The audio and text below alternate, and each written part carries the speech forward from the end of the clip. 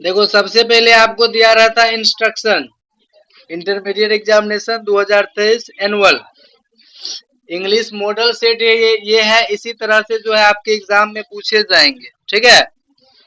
ये है आर्ट्स का, और पहले आर्ट्स का देख लीजिए, उनके बाद साइंस का भी डिस्कशन करेंगे। उनके बाद कुछ इंस्ट्रक्शन दिया गया है, इंस्ट्रक्शन ध्यान से आप लोग पढ़ने की जरूरत एग्जाम में नहीं है, अभी पढ़ लीजिए, ठीक है। तो यहाँ पर आपको पता रहनी चाहिए कि ओएमआर सीट पर हमें क्या करनी है, भरनी है। इस तरह से कैंडिडेट को जो है अपना अपना वर्ड्स को ध्यान रखते हुए आप लोगों को 15 मिनट एक्स्ट्रा दी जाती है क्वेश्चन को पढ़ने के लिए, ठीक है। उनके बाद ध्यान से आप क्वेश्चन को पढ़ेंगे। कुल मिलाकर के सेक्शन 2 होंगे, सेक्शन ए और सेक्शन बी, जिसमें से सेक्शन ए जो रहेगा वो 100 मार्क का ऑब्जेक्टिव रहेगा, जिसमें से आपको 50 बनानी है, यानी 50 मार्क का बनाना है। क्लियर हो गया? यानी 50% आप बना लेते हैं तो आपका 50 का 50 आएगी। अगर आप 50 से 51 भी कर लेते हैं तो मार्क काट ली जाएगी। इसलिए 50 का आ रहा है तो 50 ही बनाना है। समझ गया बात? इस हिसाब से आप बनाने का ट्रिक क्या है वो ध्यान दीजिए। सेक्शन ए की ओर ऑब्जेक्टिव टाइप क्वेश्चंस है, ठीक है। तो ऑब्जेक्टिव टाइप क्वेश्चन है, आपको यहाँ पर दिया गया है कि 1 से 100 तक के पास 4 ऑप्शन है, जिसमें से मात्र एक करेक्ट है और आपको उसी को सेलेक्ट करना है। जो करेक्ट है उसी को सेलेक्ट करना है और आप अपने ओएमआर सीट पर भर देना। ध्यान रहे क्वेश्चन आपको 100 मिलेंगे, लेकिन अटेम्प्ट आपको कितनी करनी है, मात्र 50 क्वेश्चन। बात यहाँ तक समझ में आ गया? उनके बाद आपको अटेम्प्ट करने के तरीका भी मैं बता देता हूँ। सबसे पहले सीधे चले जाना है 100 नंबर क्वेश्चन पे। कितने नंबर पे? 100 नंबर पे। चलो 100 नंबर, 100 नंबर पे चलो। पहले 100 से स्टार्ट करो न, क्या दिक्कत है। और 60 अभी 50 40 तक आते आते, यानी 60 तक आते आते स्टॉप हो जानी है, फिर शुरू से कर लेनी है, ठीक है। यानी अंतिम से क्वेश्चन को आपको सोल्व करनी है। चलिए क्वेश्चन नंबर आ जाइए, कितना? 100। इसमें क्वेश्चन देखो क्या कर रहा है। सबसे पहले क्वेश्चन समझना काफी जरूरी होता है। कहता है the dash helped in simplifying English. कौन ऐसा ग्रंथ है जो इंग्लिश को सिंप्लीफाई करने में मदद करती है? अब बताओ, महाभारत होगा, कुरान होगा या रामायण होगा? आपको पता ये सब इंडियन ग्रंथ है। कौन सा ग्रंथ है? इंडियन ग्रंथ। इसीलिए ना महाभारत होगा, ना रामायण होगा, ठीक है, और ना ही आपको कुरान होगा। बस बाइबल ही एक ऐसा ग्रंथ है जो अंग्रेज के द्वारा लिखा गया है। समझ में आ गया? तो इसीलिए इंग्लिश में मदद कौन करता है इंग्लिश को सिग्निफाई करने में? तो वो है बाइबल। क्लियर हो गया पहला आंसर। चलिए 99 पर। 99 कहता है कि होल, क्या है, वोल स्वेनिका इज ए डैश पोएट। देखिए वोल स्वेनिका जो है ये एक कवि है, जिनके बारे में आप अपने 12th सिलेबस में पढ़े भी नहीं है। तो आपको क्वेश्चन होगा कि सर सिलेबस से आगे पूछ रहा है, तो स्टोरी ऑफ इंग्लिश जो मैं पढ़ाया था उसमें कहीं ना कहीं ये चर्चा होगा। तो आपको इन बातों को ध्यान रखते हुए इसका आंसर होगा, देखिए इंडियन में तो इनको पढ़ा नहीं, इंडियन जैसे लग रहा है इनका नाम, बिल्कुल नहीं लग रहा है। ब्रिटिश जैसे, तो ब्रिटिश में अभी तक तुमने तो जितने अपने बुक में पढ़ा वो तो है ही नहीं। अमेरिकन में भी आपने अभी तक ये सब पढ़ा ही नहीं। तो एक ही ऑप्शन बचता है, वो क्या है? नाइजीरियन। तो आप अभी आपको ध्यान रखना है कि यह कौन सा कवि है, तो नाइजीरियन है। बात समझ में आ गया? इसका ऑप्शन कौन सा हो जाएगा? तो ए ऑप्शन इसका करेक्ट हो जाएगा। चलिए 98, the text of which period are difficult to read and understand. कौन ऐसा अवधि था जिसमें वर्ड को समझने में, टेक्स्ट को समझने में, अक्षर समझने में प्रॉब्लम होती थी, पढ़ने में प्रॉब्लम होती थी? वो एज था कौन सा? ओल्ड। अब यहाँ आपको बन गया, तो यहाँ पर इसीलिए मैं 100 से स्टार्ट किया हूँ ताकि आप वहां तक जाएं।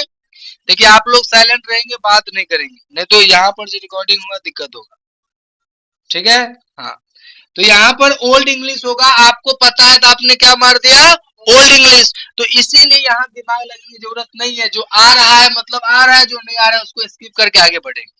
तो अभी आपने देखा आपके लिए एक क्वेश्चन बन गया, मैं आपके अनुसार चल रहा हूं, मैं तो 100 का 100 सोल्व करने वाला हूं, ठीक है। चलिए ध्यान से देखिए आगे। 97 97 में आपके अंदर बेसिक नॉलेज होनी चाहिए। स्पेलिंग जो कलर है COLOUR कलर इज यूज्ड इन, किसमें यूज होना चाहिए? Indian English, British English, Nigerian English या अमेरिकन इंग्लिश? आपको ये मैं बोल्ड करके बताया था, एग्जाम्पल में भी बताया था, हैंड रिटन में भी बताया था, और वैसे भी 2-3 बार चर्चा हुई। तो इसका स्पेलिंग है COLOR, अमेरिकन है, और इसी में अगर यू दे देता COLOUR तो वो ब्रिटिश हो जाता। यहां तक समझ में आ गया? चलिए आगे बढ़ते हैं 96 की ओर। 96 क्या कहता है, ध्यान से सुने। Who wrote a passage to India? अब बताओ, ये पैसेज टू इंडिया मैंने याद भी करवाया था, तो ये किसने लिखा था? तो EM फोस्टर। तो यहाँ पर मैं वही चीज अप्लाई होता है, क्या? लगा तो थामने दो खींचो, यानी कहने का मतलब आता है तो वेल, ना आता हो तो आगे जाओ, ठीक है। चलिए, तो अगला क्वेश्चन क्या है उस पर ध्यान दीजिए।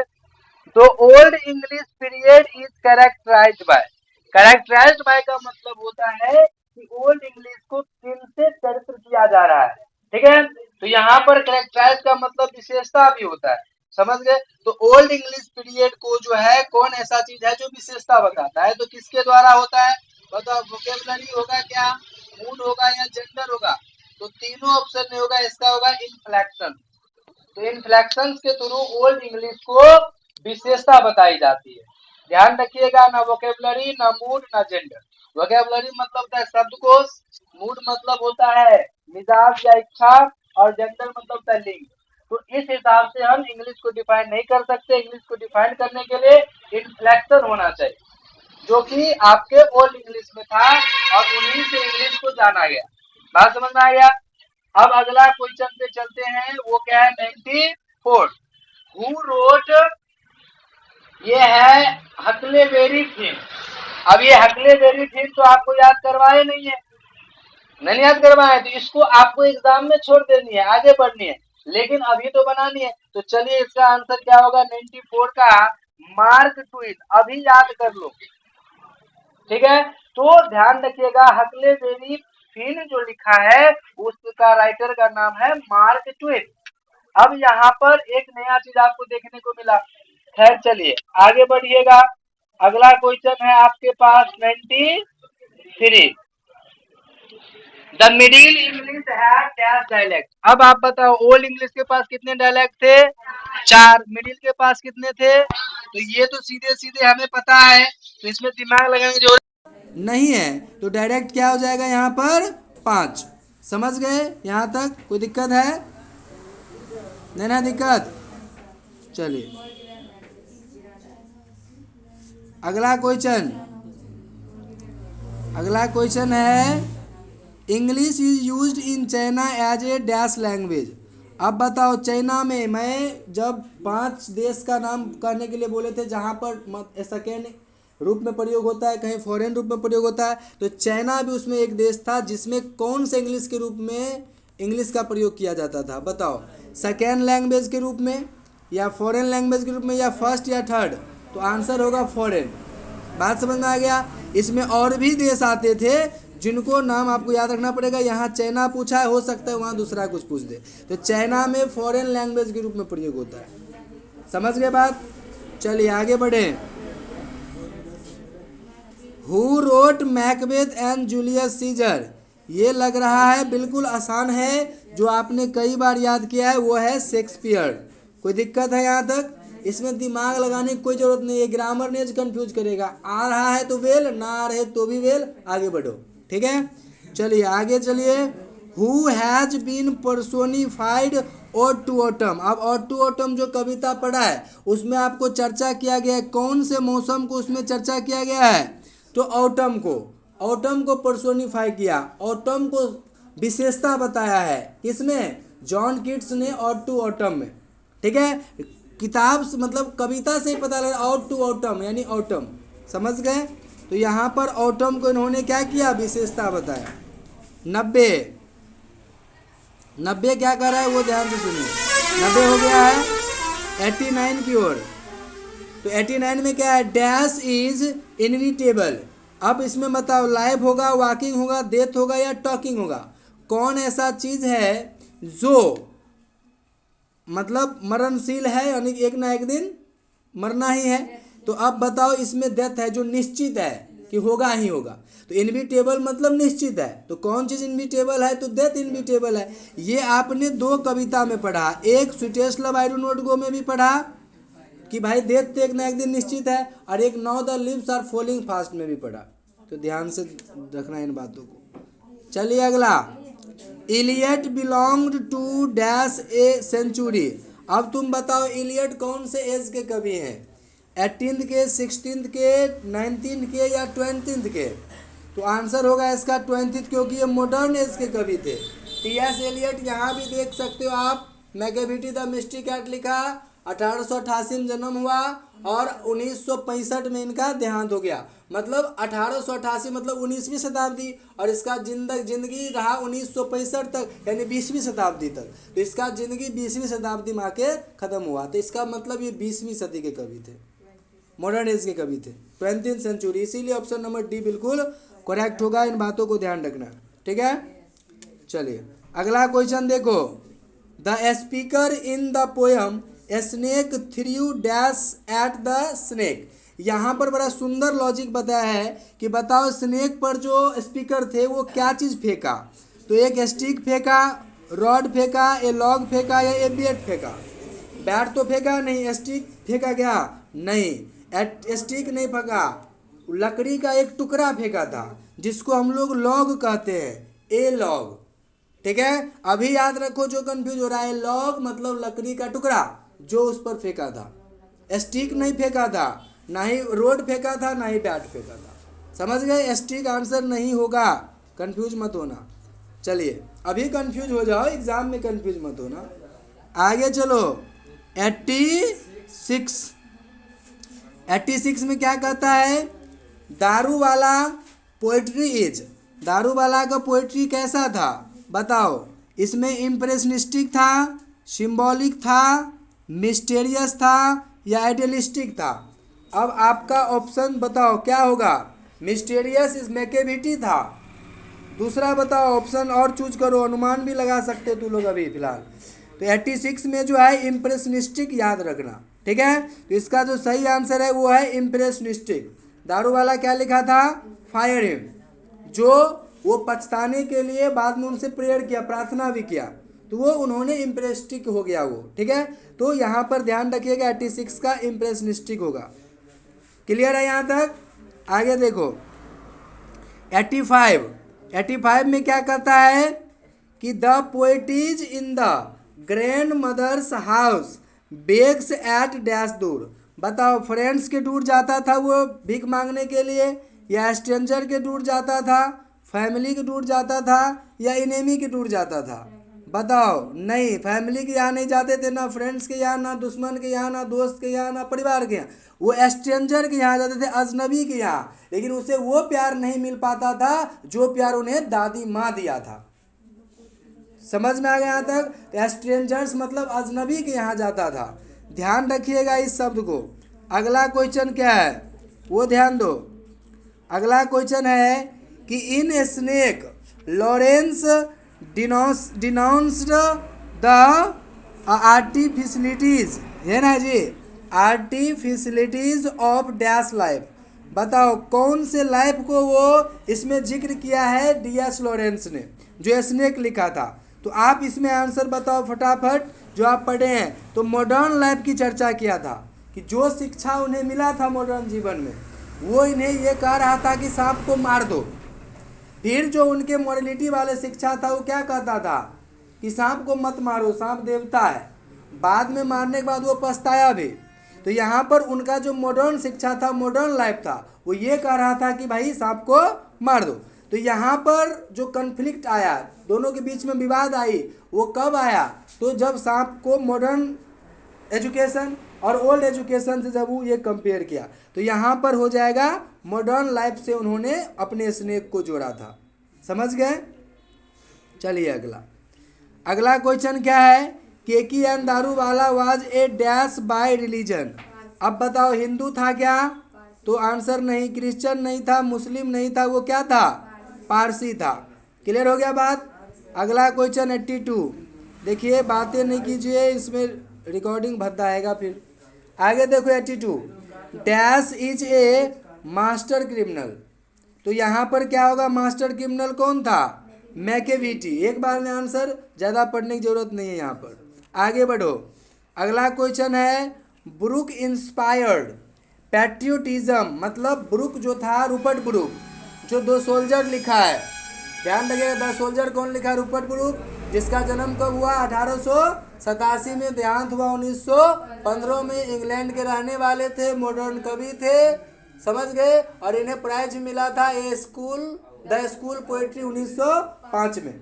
ये सब बात ऑब्जेक्टिव के लिए ध्यान रखिएगा, हो सकते रिलेट्स पूछ दे, लेकिन पैट्रियोटिज्म का मतलब होता है देशभक्ति की भावना, ठीक है।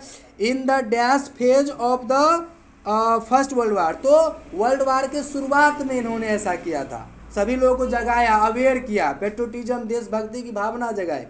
तो अर्ली फेज होगा इसमें, early phase of the first world war, यानी वर्ल्ड वार की शुरुआत में। तो इस बातों को ध्यान रखते हुए आंसर क्या हो जाएगा? अर्ली, ना ही मिडिल, ना ही लेट, ना ही ओल्ड, क्या होगा?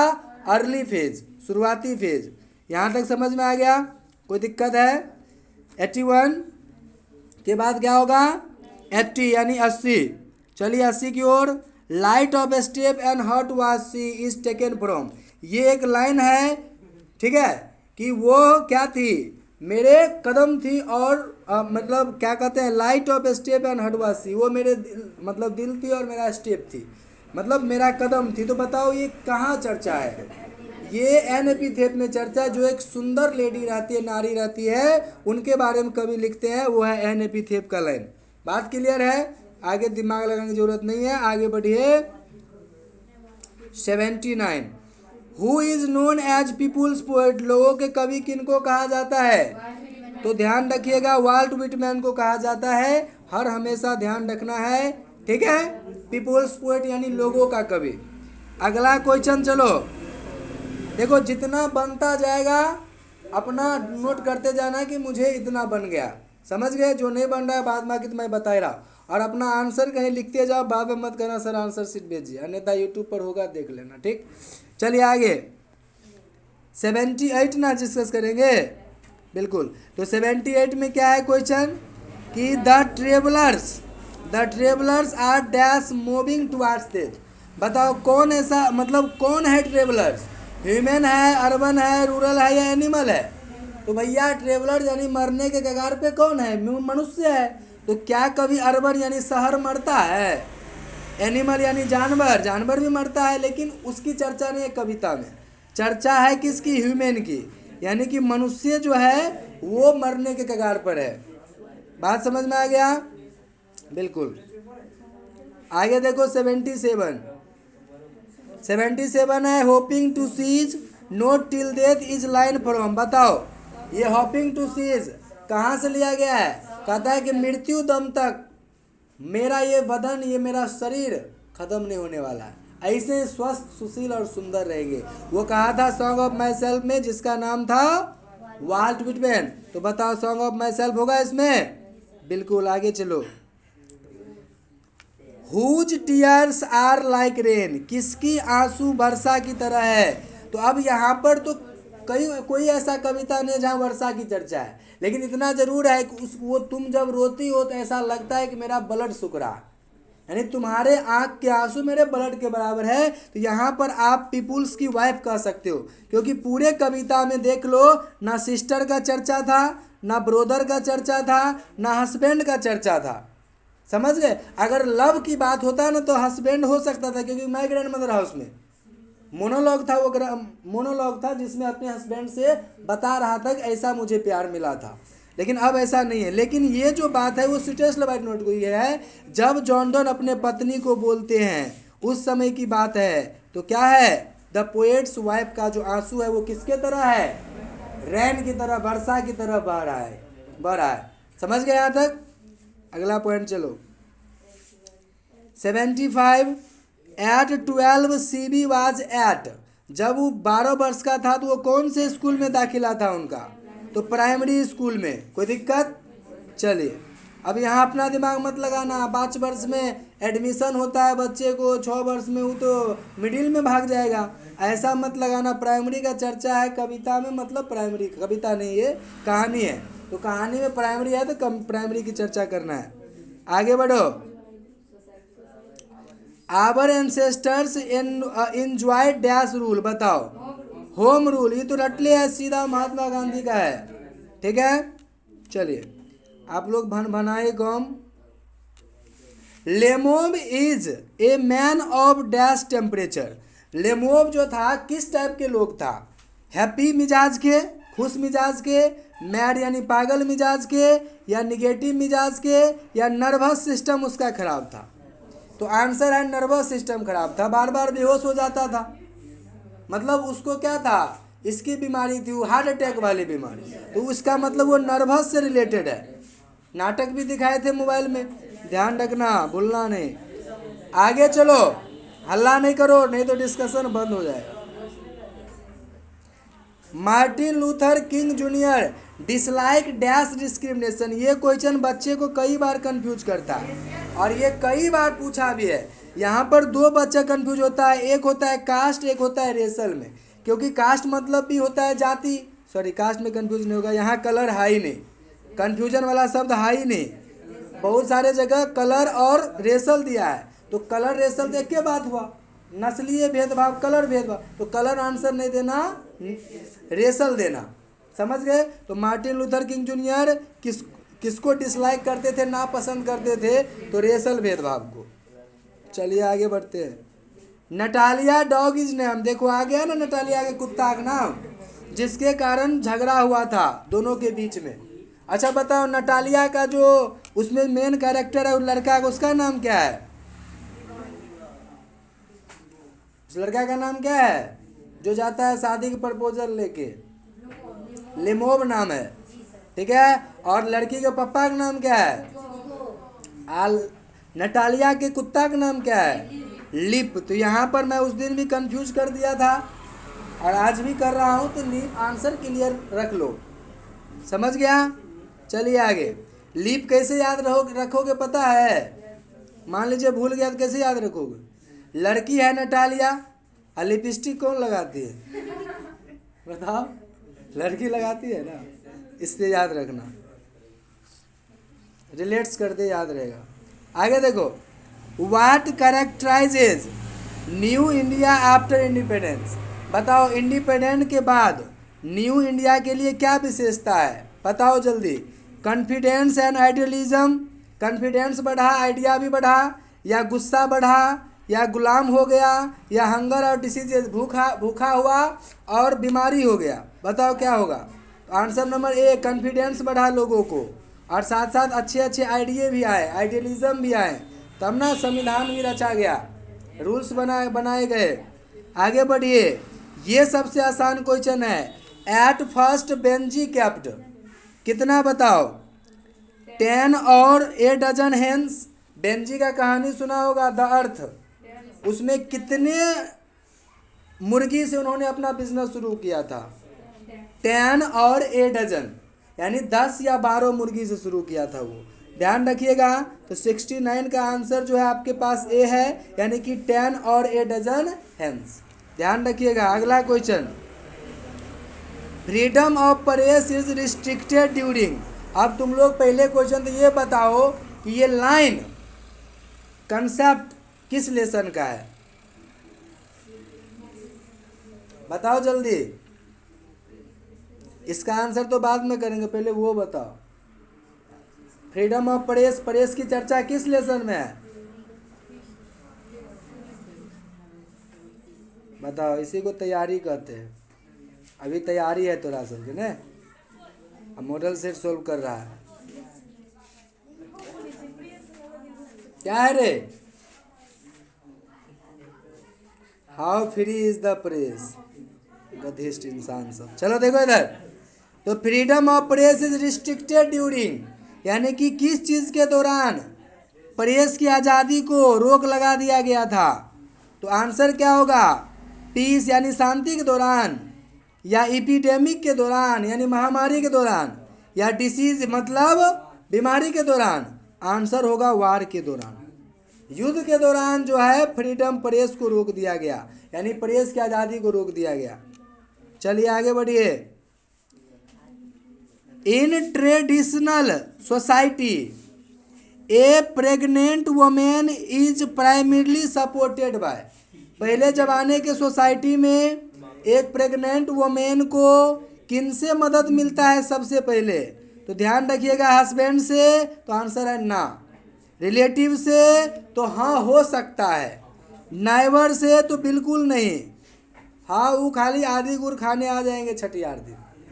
लेकिन किन्स फोक और यहाँ रिलेटिव की चर्चा मैं करता हूँ थोड़ा सा। देखो किन्स फोक का मतलब ही रिलेशन होता है, लेकिन इसमें रिलेशन होता है सगा वाला।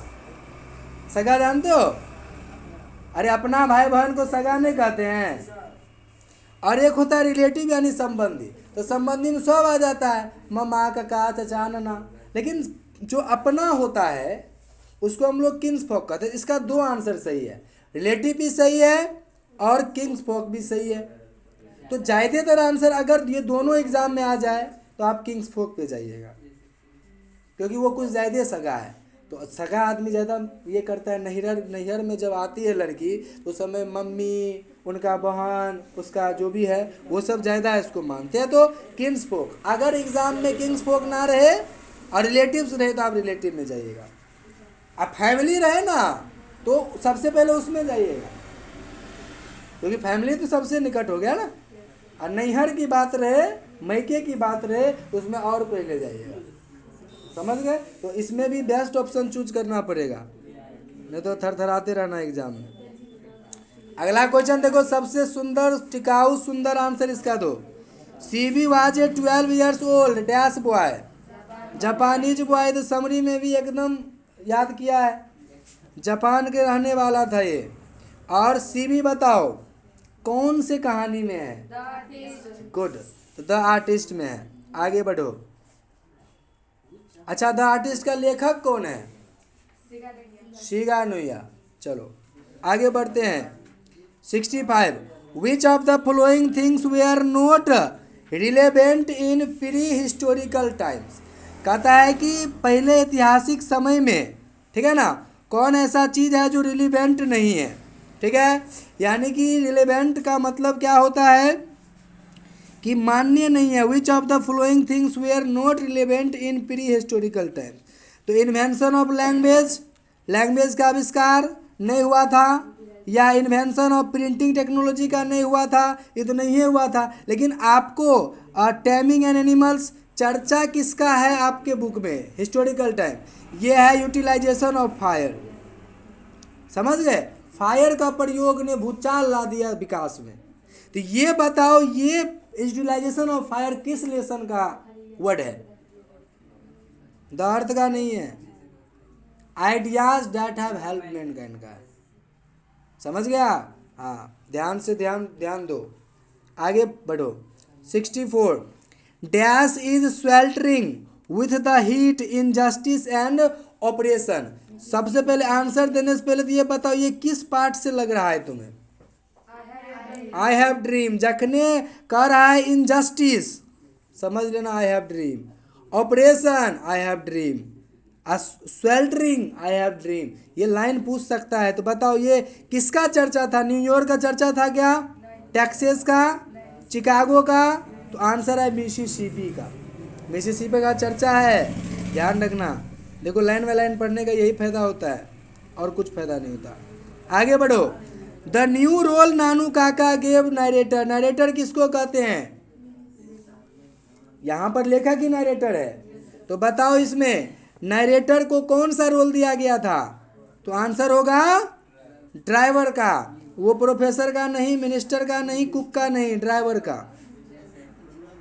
आगे देखो, बातें नहीं करो, ध्यान दो ध्यान। आगे देखो 62 dash was the role model of doctor Zakir Hussain, बताओ जल्दी। बिल्कुल, क्योंकि चर्चा इस लेसन में इसी का है बस, और अपना मॉडल भी मानते थे। जैसे अभी तू लोग मॉडल तैयारी कर रहे हो और तुम्हारा मॉडल ये एग्ज़ाम का मॉडल है, ऐसे ही उन्हें भी राष्ट्रपति बनने का मॉडल किन से प्राप्त हुई? राधा कृष्णन से। वो उनके लिए एक अच्छे इंसान थे। सबसे लास्ट है लिटरेचर का, Gandhi ji's chief weapon were. Gandhi ji का हथियार क्या था? सबसे सस्ता हथियार, टिकाऊ और अच्छा। बताओ, क्या तलवार और स्पीयर्स? भाला? ट्रूथ और नॉन वायलेंस, सच्चाई और क्या कहते हैं उसको? Non violence. नॉन वायलेंस मतलब क्या होता है? जो नरम दल के नेता होते हैं, यानी कि अहिंसा। ठीक। न्यूक्लियर वेपन्स या ट्रिक एंड डिसीट? बताओ। तो ट्रूथ एंड नॉन वायलेंस। तो बताओ, इसमें से कितने क्वेश्चन ऐसे थे जो शायद नहीं बना? 5 गो कि 10 गो? 5 गो ना। तो चलो 5 को घटा दो, फिर भी कितने क्वेश्चन? 61 से 100 तक में कितने क्वेश्चन सोल्व हुआ? अरे 61 से स्टार्ट करोगे 40 ना हुआ, तो 40 में से 5 घटा दो 35 हुआ। अब तुम्हें कितना बनाना? मात्र 15। अब ग्रामर में देखो, वॉइस नरेशन जो जो अच्छा से पढ़ा है उसको बनाओ। समझ में आ रहा है कि नहीं आ रहा है? तो इसमें क्या हुआ? टाइम बच गया। अब दिमाग लगाने वाला बना लो। खैर मैं तो टाइम बचाऊंगा नहीं, मैं तो एक एक करके डिस्कस करूंगा। तो चलिए, कैसा क्वेश्चन रहा मॉडल का? बताओ। आसान है, आगे देखो।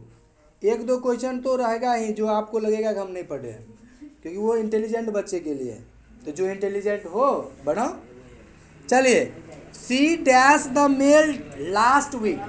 देखो, सबसे अच्छा ट्रिक मैंने बताया, अभी ध्यान से सुनो तो खूब पिटेंगे। कह रहे हैं ना, रिकॉर्डिंग हो रहा है। See dash the mail last week. तो यहाँ पर एक बहुत सुंदर वर्ड है जिसको देखना मत चाहना, लास्ट वीक। लास्ट जखने आए उसे पास्ट में बना देना है। लास्ट पास्ट याद रखना, सिंपल पास्ट में वो भी बनाना। अब चूज करो, सिंपल पास्ट कौन है? GOT, गोट। ये बकरी वाला गोट नहीं है। हाँ, सीधा V2। आगे बढ़ो, दिमाग मत लगाना इसमें आगे, लेकिन ग्रामर है देख सुन के, उबर खाबर जमीन है। विवेक रिपेंटेड। रिपेंटेड मतलब पछतावा, विवेक पछताया। Dash what he had done. देखो, इस साइड हैड है, इस साइड भी V2 है। वो कंसेप्ट तो फेल हो गया। यहाँ प्रीपोजिशन का कंसेप्ट लगेगा, यहाँ फिक्स्ड प्रीपोजिशन लगेगा। तो रिपेंट के साथ क्या लगता है? 4। सी ऑप्शन करेक्ट होगा, ध्यान रखना। अभी टाइप के क्वेश्चन तुम्हें नहीं आ रहा है, कंफ्यूज कर रहा है, छोड़ देना, इसे बनाना ही नहीं। समझ में आ रहा है कि नहीं आ रहा? फिर भी मुझे तो आंसर सबका देना है। तो 59 का आंसर हो जाएगा सी, यानी 4। तो रिपेंटेड 4। अब याद रखना, अगर सेम एग्जाम में आ गया तो याद रहेगा, रिपेंटेड 4। और फिक्स प्रीपोजिशन भी मैं प्रीपोजिशन में बताया हूँ, और आप लोग याद नहीं किए, वो आप लोगों का गलती है। आगे बढ़ो। How can I get to dash Chanakya hotel. अब देखो, चाणक्य होटल कौन सा नाउन है? प्रॉपर नाउन है। कौन सा नाउन है? Proper noun. तो बताओ, प्रॉपर नाउन के पहले आर्टिकल लगता है? तो आंसर है नहीं। तो इसमें होगा नो आर्टिकल ऑप्शन। कंफ्यूज करेगा ना आर्टिकल, छोड़ देना, बोलना तू बल्ले बल्ले हो जाओ, तुमको नहीं भी बनाएंगे तो भी चलेगा, छोड़ देना, नो आर्टिकल होगा। लेकिन सेम क्वेश्चन आ जाए, आप सोल्व करोगे कि नहीं करोगे? बिल्कुल करना है। आगे बढ़ो। Students should dash in class on time. अब यहाँ पर बताओ, टर्न आउट होगा, टर्न ऑन होगा, टर्न अप होगा या टर्न ऑफ होगा? यहाँ भी प्रीपोजिशन का खेल है, तो आंसर होगा टर्न अप। अब कैसे होगा वो ध्यान दो। टर्न अप का मतलब होता है पहुँचना, तो यहाँ पर टर्न के साथ अप प्रीपोजिशन लगता है जब कहीं पहुँचने की बात हो रही है। तो कह रहा है विद्यार्थी को अपने समय पर क्लास पहुँचनी चाहिए। बात समझ में आ रहा है? इसलिए यहाँ पर क्या हो जाएगा? Turn up. आगे चलो। 56 will a wise man behave सो। अब इसमें क्वेश्चन कर रहा है choose the correct assertive sentence. Assertive का फॉर्मूला होता है subject plus verb plus object, full stop अंतिम में देना मत भूलना। तो देख लो फुल स्टॉप तो सब में है। अब सबसे पहले सब्जेक्ट देखो, क्या वाइज मैन सब्जेक्ट है? तो बिल्कुल है।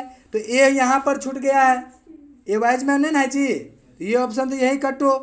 No wise man will behave so, यहाँ पर कहता है will a wise man behave so, क्या बुद्धिमता इंसान ऐसा कर सकता है? तो आंसर है कि जो बुद्धि वाला है ऐसा नहीं कर सकता, मतलब कुछ खराब किया है। तो इसका मतलब no wise man will behave so, अच्छे इंसान ऐसे नहीं करेंगे, इंटेलिजेंट इंसान, वाइज मैन, बुद्धिमान। इसीलिए ऑप्शन नंबर बी इसका बिल्कुल करेक्ट होगा। बाद बाकी फिट नहीं बैठ रहा है। अगर ये भी कंफ्यूज कर रहा है तो इन्हें भी छोड़ दो। समझ गया? अगला क्वेश्चन देखो, लेकिन अभी नहीं छोड़ना है, अभी सबको पकड़ना है क्योंकि मैं सबका बता रहा हूँ। तो 56 का आंसर मैंने क्या बताया अभी? B option. आगे बढ़ो। There are 30 students in each section of class 5। इसमें देखो कह रहा है choose the adjective in the sentence. ये जो ऊपर सेंटेंस तुमने पढ़ा इसमें से एडजेक्टिव चूज करो। आप देखो सिंपल बेसिक क्वेश्चन पूछ दिया, तो बताओ एडजेक्टिव का क्या होता है रूल्स? क्या बोले थे? एडजेक्टिव कभी भी अगर सेंटेंस में आएगा तो एडजेक्टिव के बाद ही नाउन आता है। तो इसमें क्या है? 30 स्टूडेंट्स, तो 30 तो एडजेक्टिव है और स्टूडेंट्स नाउन है, तो नाउन के पहले कौन आता है? एडजेक्टिव। इसीलिए यहाँ पर 30 क्या होगा? एडजेक्टिव। एडजेक्टिव किसे कहते हैं? जो नाउन की विशेषता बताता है, प्रोनाउन की विशेषता बताता है। तो नाउन से पहले देखो कौन आया? 30। बाद बाकी सेंटेंस में देख लो तुम कहीं भी, एक इच भी है, एक इच भी है एडजेक्टिव, लेकिन इच ऑप्शन में नहीं ना है। इच सेक्शन, सेक्शन भी नाउन है लेकिन इच एडजेक्टिव है, इस तो है ही नहीं। तो यहाँ पर हम 5 की ओर चलेंगे, 30 की ओर चलेंगे। स्टूडेंट तो नाउन है, 5 अगर होता, अगर उनके बाद नाउन होता, और यहाँ पर सेक्शन तो होगा नहीं, सेक्शन भी नाउन है। तो 5 30 में कन्फ्यूजन था, तो 30 के बाद नाउन है तो 30 होगा यहाँ पर। समझ गए? तो कहीं कहीं ऑप्शन को स्किप भी करना पड़ता है तब बनता है। चलिए अगला क्वेश्चन। अगला क्वेश्चन क्या है? The teacher dash shouts at us, choose the correct option. Teacher कभी कभी तुम पे चिल्लाता है, या एक्चुअली मतलब क्या है? एक्यूटली, मतलब एकदम चिल्लाते हैं आप ही पे, सिर्फ वाइजली यानी बुद्धिमान से चिल्लाते हैं आप पर, या खुशी से चिल्लाते हैं आप पर? तो बताओ, साउटेड मतलब डांटना होता है ना, तो कभी कभी ना टीचर डांटते हैं और हमेशा तो डांटते नहीं है, इसलिए रेयरली होगा। और एक और बात ध्यान रखना, रेयरली एक और हिसाब से, टेंस में मैं टेंस इंडिकेटर बताया, उसमें रेयरली भी बताए थे, तो वो भी एक हैबिट को शो करता है। तो देखो सेंटेंस सिंपल प्रेजेंट में है कि नहीं है?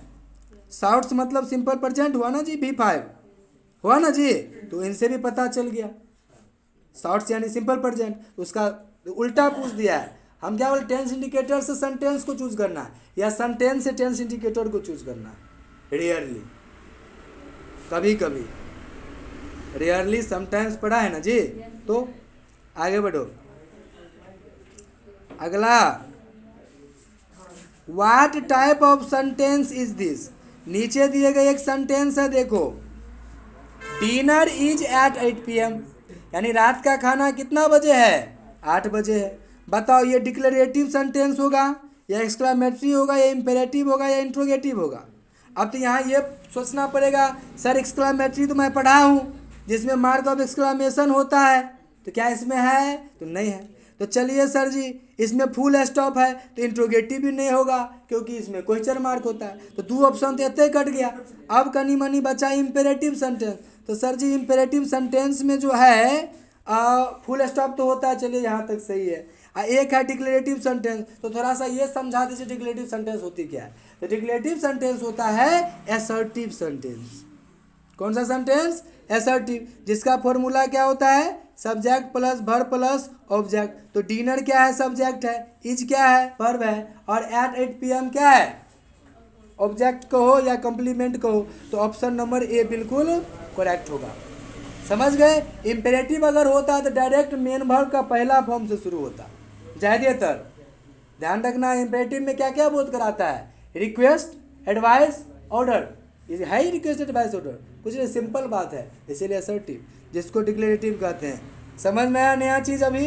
और एग्जाम में अगर पता लगता है तो कैसे पता करते? तो डिक्लेरेटिव पता तो है नहीं, तो आपको ध्यान रखिएगा इंट्रोगेटिव नहीं है, एक्सक्लेमेटरी नहीं है, इंपेरेटिव नहीं है, तो जो बचा कौन है? आंसर है। जब 3 गलत हो गया तो एक बचा कौन है, क्योंकि सूर्य में कहा चूज द करेक्ट ओनली 1 ही सही है, 1 ही सही, वही बचल वही सही है। ये भी एक तरीका है आंसर देने की। आगे बढ़ो। 52 इट डैश इम्पॉसिबल, इट के साथ कौन सा भाव लगता है बताओ। इट एम होता है, कहीं और देखा, इट आर होता है, इट वेयर होता है, इट इज होता है। ये तो बकलोल्हा वाला क्वेश्चन पूछा है, इसे लग रहा है 5वां का बच्चा बनाएगा, लेकिन बकलोल्हा वाला नहीं है बुआ, एवं बच्चा गलती करके आता है। समझता है इतना सिंपल पूछ देगा, 12वीं में हम लोग इज्जतदार लोग हैं, तू गलती करके चला आता है। हाँ कभी कभी ऐसा भी होता है, तो इज्जत अपना आपको गंवाना नहीं। सबसे अच्छा क्वेश्चन सुनो अभी, कहता है चूज द करेक्ट सेंटेंस। यहाँ करेक्ट सेंटेंस की अगर बात करें तो जितना आपके पास नॉलेज है उसी नॉलेज को चलाना है और उसी से अपना क्वेश्चन में आंसर टिक करना है। तो पहला ऑप्शन देखो, they were already at the station when we arrived. मैंने क्या कहा, जब भी सेंटेंस में ऑलरेडी आए तो पास्ट में बदल जाता है। अब वैसे ही ऑलरेडी कौन टेंस का टेंस इंडिकेटर है बताओ तो, ऑलरेडी, सिंस, फॉर, बिफोर, ये है प्रेजेंट परफेक्ट का। लेकिन बताओ प्रेजेंट परफेक्ट कहीं भी ऑप्शन में है नहीं है, तो अब क्या मैं इसका मतलब जो क्वेश्चन सेट किया वो गलत है, तो आंसर है नहीं वो गलत नहीं वो सही है। अब अगर परफेक्ट में ना आए तो सिंपल पास्ट में भी आप बना सकते हो, क्योंकि पास्ट भी काम खत्म है और परफेक्ट में भी काम खत्म है। तो यहाँ पर पहला ऑप्शन जो है, they were already at the station, वो पहले से ही स्टेशन पर था जब हम लोग वहाँ पहुँचे, पास्ट में है, इसीलिए यहाँ पर ये होगा। बाद बाकी देखो होगा ही नहीं। देखो यहाँ पर दूसरा ऑप्शन क्यों नहीं होगा, वी अराइव है, वर्ब का पहला फॉर्म। क्या प्रेजेंट का रिलेशन हम पास्ट से बोले थे, इस साइड देखो वेयर है, तो पास्ट का भाई पास्ट ही होगा ना, पास्ट का रिलेशन पास्ट से होगा। यहाँ भी देखो तीसरा ऑप्शन भी कट हो जाएगा, क्यों, क्योंकि वेयर क्या है, पास्ट है, इस साइड है अराइव, इसमें भी गलत हो गया, तो 2 ऑप्शन तो ऐसे ही कट गया। अब बचा तीसरा ऑप्शन आर है, जखने ऑलरेडी आ गया मतलब काम खत्म है, तो काम खत्म है तो पहला ही ऑप्शन सही है। तो 3 जब गलत हो गया तो एक बचा वो कौन है, सही है। तो ऐसे भी दिमाग लगाना है, क्योंकि एग्जामिनर आपको डिफरेंट दिमाग जांचता है। क्या बोले 50% यानी 25 को क्वेश्चन जो मूर्ख बच्चा है ना, जिन्हें कुछ भी नहीं आता वो भी बना लेगा। 25 क्वेश्चन यानी 50 अटेम्प्ट करनी है, 25 क्वेश्चन में आपको दिमाग लगाना पड़ेगा, और 15 क्वेश्चन और बना लोगे जो मिडिल दिमाग के हो। अब 50 का क्वेश्चन उसी का सही होगा जो बढ़िया से केयरफुल होकर देख रहा है और दिमाग से सॉल्व करेगा। दोसर के टांग पे नाचना नहीं एग्जाम में जा करके, मैं अभी भी कह रहा हूँ, गिरोगे धड़ाम, अपने टांग पे नाचना है, क्योंकि 62 साल पढ़ा है अपने हाथों से, अपने ही टांग पे नाचना है। I am dash to the talk shop. Exam में जाता है ना बच्चा तो कॉन्फिडेंस लूज हो जाता है, देखता है हमरा से तेजगर बच्चा, अक्षर बढ़िया होता है, हमरा से अच्छा बनाएगा। अरे गधा, 62 साल तुमने पढ़ा, तू भी अपने आप में कॉन्फिडेंस रखो, ये ध्यान रखना एग्जाम में। बच्चा इसमें भी गलती करके आता है। I am dash to the talk shop, यहाँ पर देखो एम के बाद इज एम आर जब भी आए तो वर्ब का कौन सा फॉर्म लगेगा, चौथा। देख लो चौथा फॉर्म कौन सा है, लिसनिंग। चलो तो सी ऑप्शन करेक्ट होगा, दिमाग लगाना नहीं इसमें। एम के बाद वर्ब का तीसरा फॉर्म भी हो सकता था, लेकिन बॉय रहता तब ना, वॉइस रहता तब ना, वॉइस थोड़े, समझ गए, इसीलिए वर्ब का चौथा फॉर्म है। आगे बढ़ो, 50% अटेम्प्ट हो गया है। आगे देखो, I worked hard, I set down for a rest, choose the best combination. जब भी इस टाइप के कॉम्बिनेशन आए सीधा बोल रहे आँख के छोड़ देना, एग्जाम में नहीं सोल्व करना, गलती होने की संभावना ज़्यादा है। लेकिन मैं तो सोल्व करूँगा, मैं तो जिद्दी हूँ भाई, टीचर हूँ, तो मैं कैसे छोड़ दूँ। तो यहाँ पर 49 में देखते हैं, सबसे पहला क्वेश्चन है, पहला सेंटेंस है I rest as I work hard, मतलब मैं रेस्ट किया क्योंकि मैं मेहनत किया था। चलो आगे बढ़ते हैं। आई rest because I work hard, यहाँ पर क्या कहता है, मैंने रेस्ट किया, पहले मतलब रेस्ट किया काम बता दिया, बाद में रीजन बताया और बीच में बिकॉज का प्रयोग है। तो बिकॉज का प्रयोग याद करो कंजक्शन में, क्या बोलते हैं, काम पहले रीजन बाद में बताएगा, बिकॉज का प्रयोग करना, यही सेंटेंस सही है। यानी कि I rested because I work hard, मैंने काफ़ी मेहनत किया था, इसीलिए मैं रेस्ट किया क्योंकि मैं काफ़ी मेहनत किया था, यहाँ पर ये होगा। और जखने सो हो जाता तो इसका उल्टा हो जाता, काम बाद में, रीजन पहले बताएगा। आगे बढ़ो, इसमें बी ऑप्शन होगा, समझ गए? तो 49 का क्या होगा? बी। आगे बढ़ो, 48, I left the party early dash I didn't feel well.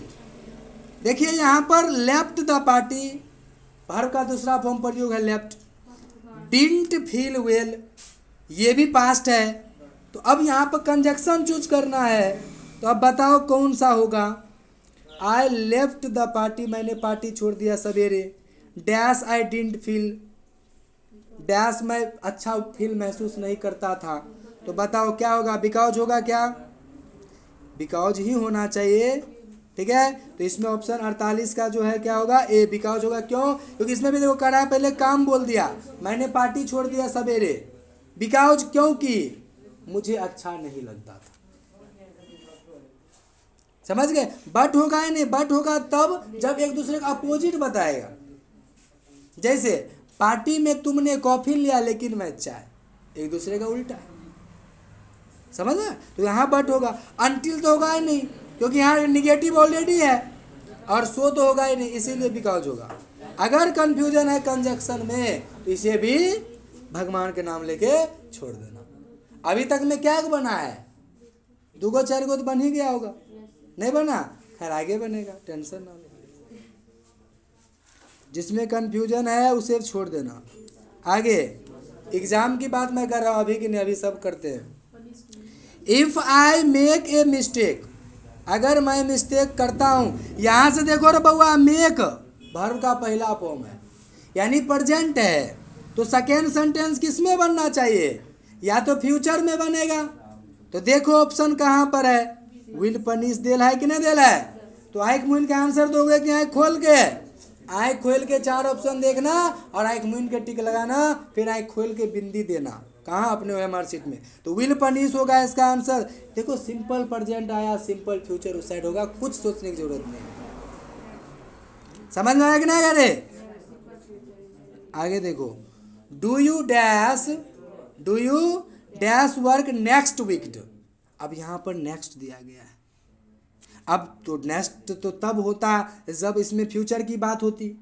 अब तुम बताओ, डू भी दिया है, अब यहाँ पर वर्क वर्ब का पहला फॉर्म भी दे दिया है, तो डू यू क्या होगा? डू यू मस्ट कभी सुना?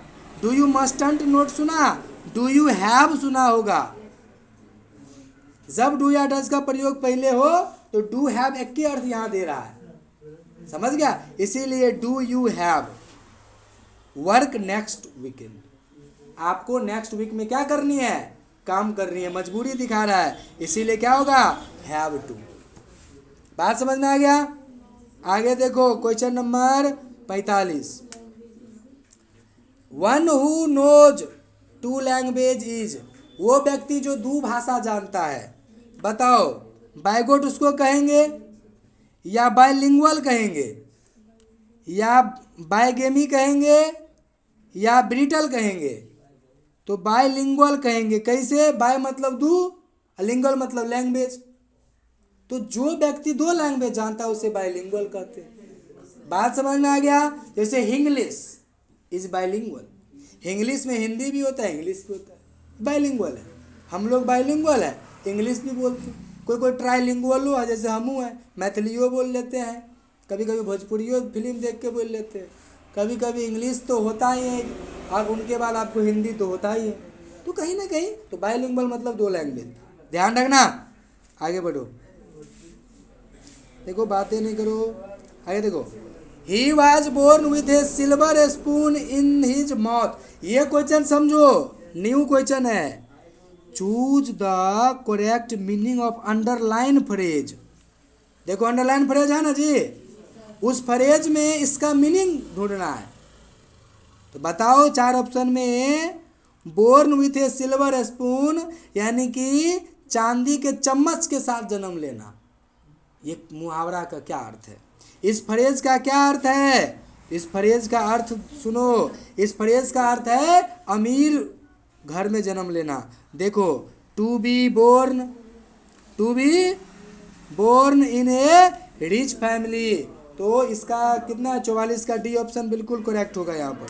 ठीक है, to be born in a rich family से याद करना पड़ेगा, इसमें कोई ये नहीं। हिंदी में भी मुहावरा सब याद करना पड़ता है, फ्रेज याद करना पड़ता है, तो इंग्लिश में भी कौन सा माँ बाप है। चलो आगे बढ़ते हैं, समझ में आ रहा है रे। आगे देखो 43, I don't like dash dogs but I like my brothers dogs. कहते हैं मैं कुत्तों को पसंद नहीं करता लेकिन मैं अपने भाई के कुत्तों को पसंद करता हूँ। इसका मतलब समझो, वो कुत्तों को पसंद नहीं करता, तो यहाँ पर आई डोंट लाइक, तो क्या हो जाएगा, आई डोंट लाइक डॉग्स। पुलडल देखो यहाँ पर एक चीज़ आर्टिकल का नॉलेज होना चाहिए। डॉग्स क्या पुलडल है, अब पुलडल के पहले हम आर्टिकल नहीं लगाते, लेकिन कोई खास बात कहेगा तब लगाएंगे। तो खास बात तो बरोबर का ब्रोदर का डॉग होना चाहिए, लेकिन यहाँ पर शुरू में जो है सब डॉग की बात कर रहा है कि भाई मैं कुत्तों को पसंद ही नहीं करता, लेकिन अपोजिट कर रहा है, एक कुत्ता है जो मेरे भाई का है उसे मैं पसंद करता हूँ, इसीलिए नो आर्टिकल होगा यहाँ। ज़्यादातर केस में 90% केस में प्लुरल नंबर के पीछे आर्टिकल नहीं लगता, 10% में लगता है, तो ज़्यादा संभावना नहीं होगा आर्टिकल, तो उसी के साथ जाओ, जिसकी बहुमत उसकी सरकार होनी चाहिए। अब तुम लोगों का लॉलीपॉप वाला क्वेश्चन आएगा, देख लो। ही डाइड डैश मलेरिया, इसका आंसर बता दो तो बूझ जाएंगे तुम लोग सच में लॉलीपॉप वाला बना लेते हो। Died of malaria, with malaria, by malaria या फ्रॉम मलेरिया। गधा है तू लोग, मैं ये रटाया भी हूँ। कोई बीमारी का नाम हो, कलेरा, हेजा, फौती, कैंसर, टीबी, लकवा, हिंदी में कहते हैं, इंग्लिश में मलेरिया, पैरालाइसिस, कुछ नहीं। Died of malaria, died of chicken pox, died of फलाना बीमारी, चिलाना बीमारी, कोई बीमारी हो डाइड आया ऑफ लगाना सिंपल, अगर बीमारी से मर गया तो, इसीलिए ऑफ होगा। क्या याद रखोगे? देखो कचर मचर नहीं करो, अभी और बहुत क्वेश्चन बाकी है, दिमाग लगा के शांत से। मैं यहाँ पर क्या बोला, डिस्कशन का मतलब हुआ एक क्वेश्चन इक्वल टू 5 क्वेश्चन, सभी ऑप्शन से भी क्वेश्चन बनता है, और मैं बताते चलता हूँ इसलिए कि इससे रिलेटेड दूसरा क्वेश्चन भी आजाद बना लोगे, और ध्यान जो नहीं दोगे तो बस नानी गाँव पहुँचोगे और क्या। आगे देखो, the thief and the I witness. देखिए यहाँ पर दो बातें होती है, इनसे पहले भी डिस्कशन हुआ कि एक मतलब द चोर यानी कि the thief, the I witness मतलब गवाह, दोनों जो है ना चूज द करेक्ट ऑप्शन करना है। हैज एस्केप्ड, परे हो गया, भाग गया, दोनों हैज होगा, या वाज एस्केप्ड, भाग रहा है, या हैज बीन एस्केप्ड, एस्केपिंग, या हैव एस्केप्ड। ध्यान से सुनिए, यहाँ पर अगर दो बातें होती हैं यहाँ पर, अगर जैसे स्कूल में प्रिंसिपल और टीचर, जैसे यहाँ मैं डायरेक्टर टीचर खुद हूँ, तो मैं क्या कह सकता हूँ कि फलना सर यानी Mukesh sir is director and teacher, is लगाएगा, कोई दिक्कत नहीं, क्योंकि मैं एक ही व्यक्ति हूँ। लेकिन यहाँ एक चोर भी है, गवाह भी अलग अलग है, तो बताओ चोर अलग होगा गवाह अलग होगा, कि चोर भी वही होगा गवाह भी वही होगा? दोनों अलग अलग होगा, इसीलिए पुलडल हो गया। तो बताओ कौन सा ऑप्शन होगा? Have escaped. और सब तो सिंगुलर ना देल है रे, एक एक पुलडल देल है, इहो तो दिमाग लगाओ, एक डिफरेंट है मतलब लग रहा है, यह अपना चाल खेल रहा है। खैर ये तो तुक्का की बात हो जाती है, लेकिन दिमाग की बात जो अभी बताए वो ध्यान रखना। देखिए एक और लॉलीपॉप आया है, आई हैव नोट, ये जो सॉल्व नहीं किया डंडा मारेंगे हम। डैश रीडिंग द बुक, बताओ फिनिश होगा या फिनिश्ड होगा, फिनिशिंग होगा या विल फिनिश होगा? जल्दी बताओ। फिनिश होगा। ऑप्शन नंबर बोलो, ए बी सी डी, क्या होगा बताओ जल्दी। ए होगा, मतलब तू लोग बुच्चर गधा हो। सी ऑप्शन होगा, एक मिनट नहीं, सी ऑप्शन नहीं होगा। ठीक, गधा नहीं हो, ठीक हो, यानी बी ऑप्शन बिल्कुल सही है। और बी ऑप्शन क्यों सही है मैं बताया था। कभी सेंटेंस में हैज आए, हैव आए और हैड आए और बिन ना आए तो वर्ब का तीसरा फॉर्म ही होगा, इसीलिए हो जाएगा फिनिश्ड। और बिफोर क्यों होगा, जो मैं बता रहा था नहीं होगा। क्यों नहीं होगा, क्योंकि रीडिंग खुद ऑलरेडी है, वो नाउन के रूप में है, लेकिन टेंस पे चले तो बी ऑप्शन बिल्कुल करेक्ट होगा। आगे बढ़ो। Choose the correct antonym of comedy. देखो पहले तो यहाँ एक चीज समझो, एंटोनिम मतलब उल्टा। ए फॉर एंटो, ए फॉर उल्टा, समझ गया। तो एंटोनिम मतलब उल्टा, दोनों ए फॉर उल्टा, ए फॉर एंटोनिम। ध्यान रखना, बच्चा कंफ्यूज होता है साइनोनिम एंटोनिम, समझ गया। तो उल्टा उल्टा ध्यान रखना। तो ए फॉर उल्टा, ए फॉर एंटोनिम। बताओ एंटोनिम मतलब कॉमेडी क्या होता है भाई, हंसने के लिए होता है, तो उसका उल्टा देख लो। क्या ट्रेजेडी है या थ्रिलर है, सिंपल है या सोशल है। थ्रिलर क्यों होगा कहता, थ्रिलर फिल्म ने देखा है, एकदम मारता है, एक बॉक्स भाग जाता है 4 बॉक्स तोड़ते हुए, वो थ्रिलर नहीं है, ट्रेजेडी है।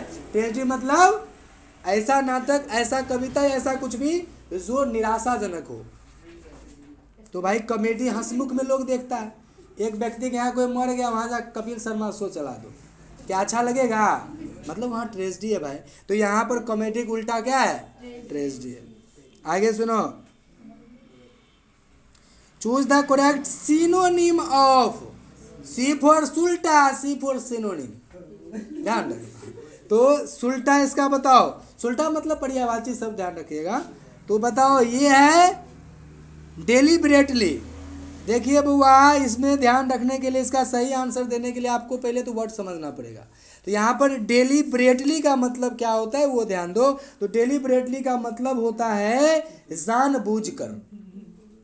तो जानबूझकर का सुल्टा देखो क्या होगा, बताओ। इसका सुल्टा होगा वो है स्पॉन्टेनियसली, मतलब होता है जल्दी जल्दी, ठीक है।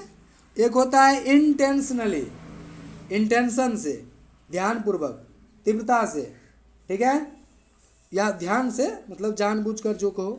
उसके बाद हो जाएगा इनवर्टेंटली, उसके बाद नेचुरली, नेचुरली तो होगा नहीं, इनवर्टेंटली भी नहीं होगा। आपका ऑप्शन होगा इंटेंशनली। इंटेंशनली का मतलब भी वही होता है, डेलिबरेटली का मतलब भी वही होता है। इसका मतलब होता है जानबूझ।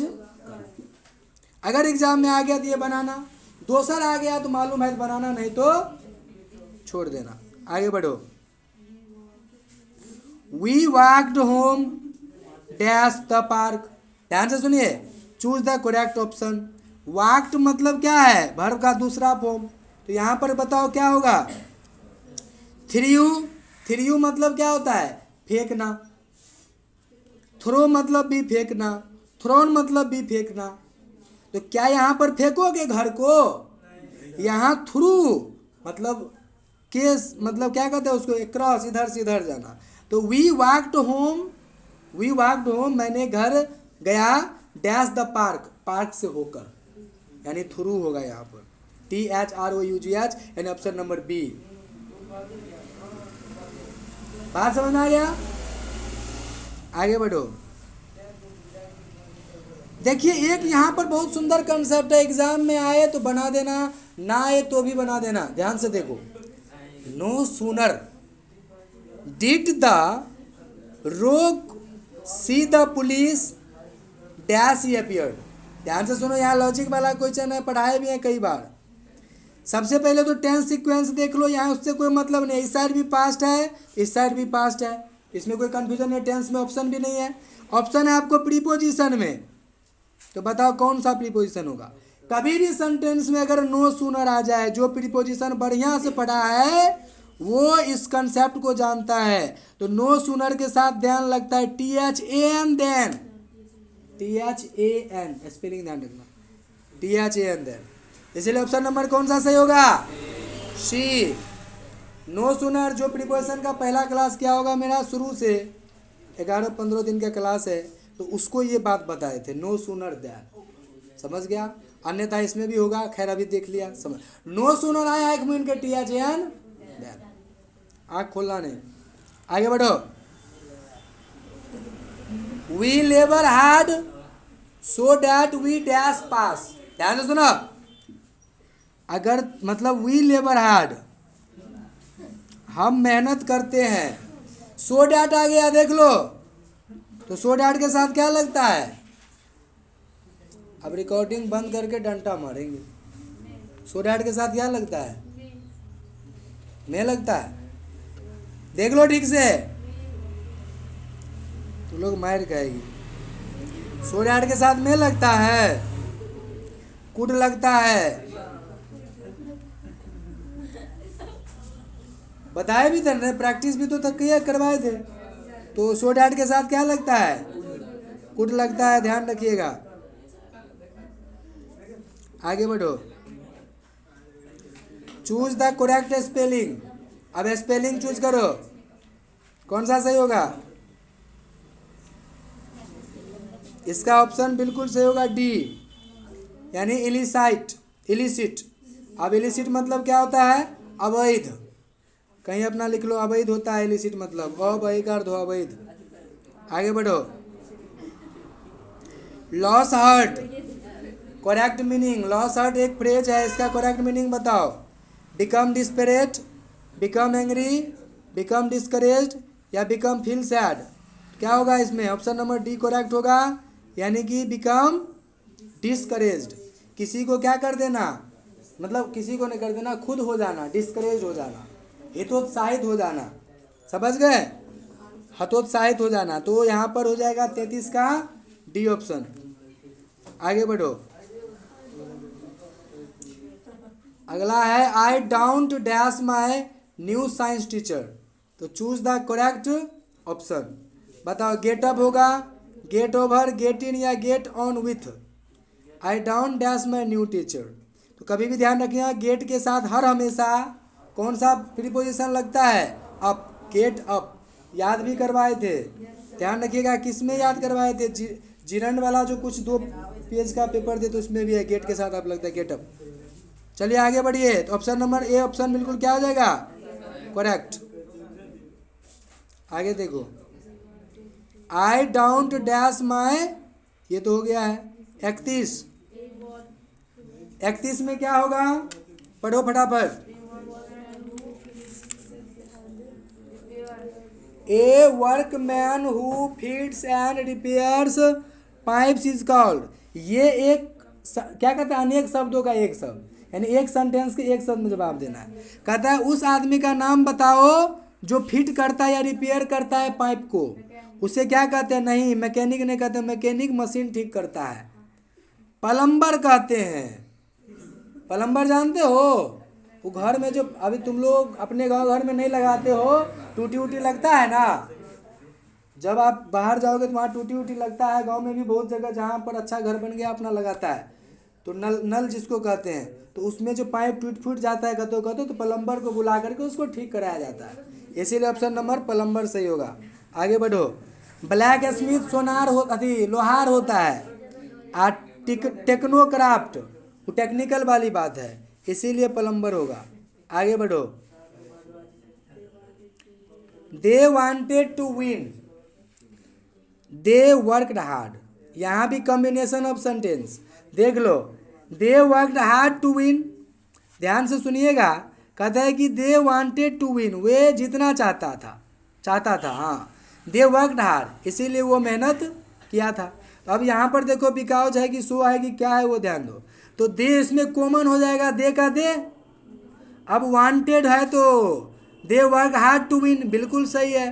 तो पास्ट में है तो दे वर्क हार्ड, वो मेहनत किया, काफ़ी ज़्यादा कठिन मेहनत किया, कठिन परिश्रम किया जीतने के लिए। सीधा ऑप्शन ए ऑप्शन बिल्कुल करेक्ट हो जाएगा। दे वर्क हार्ड तो होगा नहीं, क्योंकि सेंटेंस पास्ट में था ना, ये तो प्रेजेंट में हो गया। वर्क भी हुआ नहीं तो होगा नहीं। वर्कड हार्डर तो होगा नहीं, हार्डर की बात नहीं हो रहा है। दे वर्कड हार्डेस्ट भी नहीं होगा, इसलिए कंपैरेटिव में कोई बात नहीं है, इसलिए ऑप्शन नंबर ए बिल्कुल सही है। समझ गए? अगला देखो। There dash many students in my class. यहाँ पर मेनी है, मेनी मतलब पुलरल है, स्टूडेंट्स है, तो बताओ क्या होगा? आर। सिंपल क्वेश्चन है, जिसको नहीं हुआ चुल्लू भर पानी लो और धार में जाकर डूब मरो। 28 I am going to wait, ध्यान से सुनो। I am going to wait dash it stops raining. मैं जा रहा था इंतज़ार करने, यानी इंतज़ार करने मैं जा रहा था डैश इट्स स्टॉप रेनिंग, जब तक वर्षा हो रही है ना। तो दोनों प्रेजेंट में टेंस का कोई बात है ही नहीं। यहाँ पर क्या आ जाएगा, टील। टील मतलब तक होता है, तो क्या कहता है, जब तक बारिश स्टॉप ना हो जाता तब तक मैं इंतज़ार करता रहूँगा। क्लियर। तो ये हो गया, यानी कि बी ऑप्शन होगा 28 का, बी यानी कि टील। आगे बढ़ो, अगला क्या है, dash we go to the movie today. यहाँ पर बताओ क्या होगा, मूवी टूडे विल होगा, सेल होगा, तो वी के साथ क्या लगता है, सेल। लेकिन एक चीज़ और है यहाँ पर कि dash we go to the movie today, तो आज हम लोग मूवी के लिए चलते हैं या चलेंगे। ठीक है, सी ऑप्शन बिल्कुल करेक्ट होगा, क्योंकि वी के साथ क्या लगता है। लेकिन एक चीज़ और ध्यान रखना, वी के साथ सेल तो लगता है, लेकिन यहाँ पर प्रेजेंट हो रहा है, तो dash we go to movie today, ये परमिशन लेने की भी बात हो रही है एक तरह से। ठीक है, कि क्या आज हम लोग मूवी देखने चले, है ना। तो यहाँ वुड भी बेहतर हो सकता है, तो ज़्यादातर परमिशन के सेंस में वुड बेहतर होगा, क्योंकि मॉडल इसमें ज़्यादा प्रयोग नहीं हो रहा है। लेकिन क्वेश्चन मार्क है तो सेल भी हो सकता है। तो यहाँ पर दो ऑप्शन करेक्ट होगा, तो ज़्यादा बेहतर सेल ही दो, क्योंकि अब ये तो नहीं कह रहा है परमिशन है कि क्या है, अब अपना पता चलता है सेल बेहतर है। आगे बढ़ो,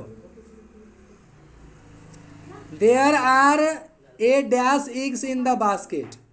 देखो इग्स है, तो इग्स है तो क्या है, पुलडल है। तो बताओ लिटिल होगा, मेनी होगा, मच होगा या फ्यू होगा। देखिए लिटिल प्रयोग होता है अनकाउंटेबल नाउन में, इग्स क्या अनकाउंटेबल नाउन है, अरे इग्स अनकाउंटेबल नाउन है। मेनी होगा तो ए लगा हुआ है, एक साथ तो मेनी कभी लगता नहीं। मच तो भाई अनकाउंटेबल के साथ लगता है, बस एक बचा फ्यू, यानी ए फ्यू। ठीक है, तो there are a few eggs in the basket, basket में कुछ अंडे हैं। समझ गए, आगे बढ़िए। It is a beat dash, beat मतलब होता है टुकड़ा, तो किसका टुकड़ा हो सकता है, इधर का तो टुकड़ा होगा नहीं, अदर का होगा नहीं, नैदर का होगा नहीं, तो क्या होगा, फार्दर। फार्दर का मतलब होता है काफ़ी दूर, छोटा सा कोस है ये उसके बराबर, इसीलिए फार्दर होगा, यानी 25 का ए। आगे बढ़ो, when it is cold outside, जब बाहर ठंडा होता है, यू शुड डैश, तो यहाँ पर इज है, इस साइड शुड है, तो यहाँ सलाह की बात हो रही है। तो बताओ तुम्हें स्क्राफ को पहनना चाहिए, या तुम्हें जीन्स पहनना चाहिए, या तुम्हें टोवेल यानी कि गमछा ओढ़ना चाहिए, या ड्राइव केयरफुल्ली, बाहर में अच्छा से ड्राइव करना चाहिए। ये ना सलाह हुआ, ड्राइव करने की बात ना होगी।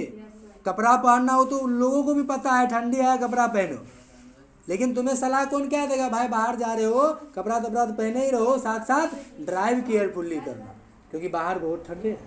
इसीलिए ज़्यादा सटीक कौन सा है, डी, डी ऑप्शन होगा इसका। आगे बढ़ो, 23, चूज द ओड वन, ये भी क्वेश्चन समझने योग्य है। ओड का मतलब होता है विषम, जो सबसे अलग। बताओ तुम्हारा आँख, तुम्हारा नाक, तुम्हारा हाथ, तुम्हारा कान, कौन अलग है, आँख, हाथ कैसे अलग है, बिल्कुल ये अपर पार्ट है और हाथ इनसे नीचे आता है, इसीलिए ये अलग है। समझ गया, आगे बढ़ो। Dash he learn to use it yet, choose the correct option. He के साथ कौन सा वर्ब लगाओगे रे, यहाँ पर लर्न है, LEARNT, ये वर्ब का तीसरा फॉर्म हुआ, तो बताओ क्या लगेगा, हैज। आगे बढ़ो, this is my book and that is yours, your नहीं, योर है एडजेक्टिव, योर्स है प्रोनाउन। अगर नाउन आता ना योर के बाद तब हम योर देते, लेकिन ये प्रोनाउन है योर्स, यानी कि दिस इज माई बुक, यह मेरा किताब है, एंड दैट इज योर्स, ये तुम्हारा किताब। बात समझ में आ गया? आगे बढ़ो। Choose the correct antonym. Antonym मतलब उल्टा। अवॉइडली मतलब क्या होता है? चौला। तो चौला का उल्टा क्या होगा? है? हाँ, नेरोली। नेरोली मतलब होता है क्या?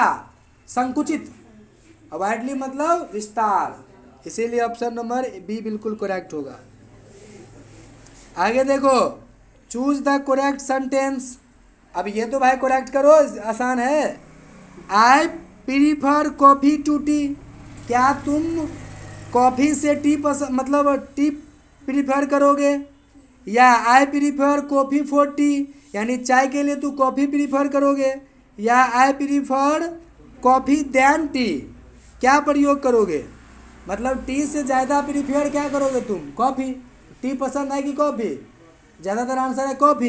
इसीलिए यहाँ T H N then comparison हो रहा है सी ऑप्शन में, देखो। इसीलिए सी ऑप्शन ज़्यादा बेहतर है। टी से ज़्यादा हम क्या पसंद करते हैं? कॉफ़ी। इसीलिए सी ऑप्शन कंपेरिजन है टी और कॉफ़ी में। आगे देखो, they forgot to take dash printouts. तो बताओ यहाँ पर, ये देखो एक मार्क तो यूं ही यहाँ पर देगा। कैसे? तो यहाँ प्रोनाउन को चूज करने की बात हो रही है। सब्जेक्ट देखो दे है ना, तो दे का प्रोनाउन एडजेक्टिव चूज करने की बात हो रही है। तो दे का एडजेक्टिव क्या होगा? देयर, यानी सी ऑप्शन। बिना पढ़े भी आंसर दे सकते हो, खाली थोड़ा सा दिमाग रहनी चाहिए। 17 देखो, फिजिकल बातें नहीं करो, ध्यान दो। Physical activity is beneficial dash health. बताओ फिजिकल एक्टिविटी किसके लिए बेनिफिशियल होता है? हेल्थ के लिए। तो बताओ क्या होगा? 4 ऑप्शन क्या होगा जी?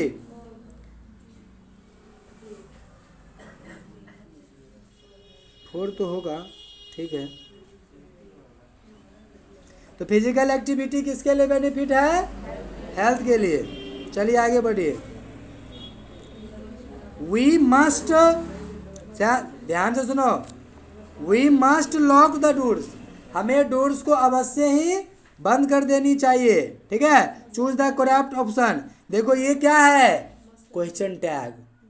तो क्या होगा इसमें? Mustn't we. लेकिन देखो ऑप्शन भी गलत दिया रखा है, यानी एग्जामिनर भी गलत हो सकता है। तुम पढ़े लिखे लोग हो, तो डी ऑप्शन होगा, इसमें टी मिसिंग है। आगे बढ़ो, तो मस्टंट भी होगा ना जी। He always speaks. देखो ऑलवेज किसका टेंस इंडिकेटर है? सिंपल प्रेजेंट का। और इसमें देखो द ट्रूथ, ये तो है ही भाई।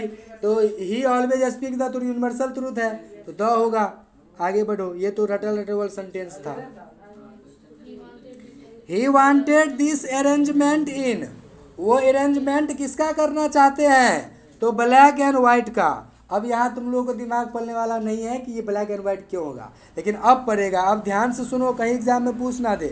तो 14 का ऑप्शन डी होगा। देखो ब्लैक एंड व्हाइट एक फिक्शन है, एक किताब है, और उसको सजाने की बात हो रही है, जो पब्लिश किया था 8 अक्टूबर 1924 को, सॉरी 27 को, 8 अक्टूबर 1927 को।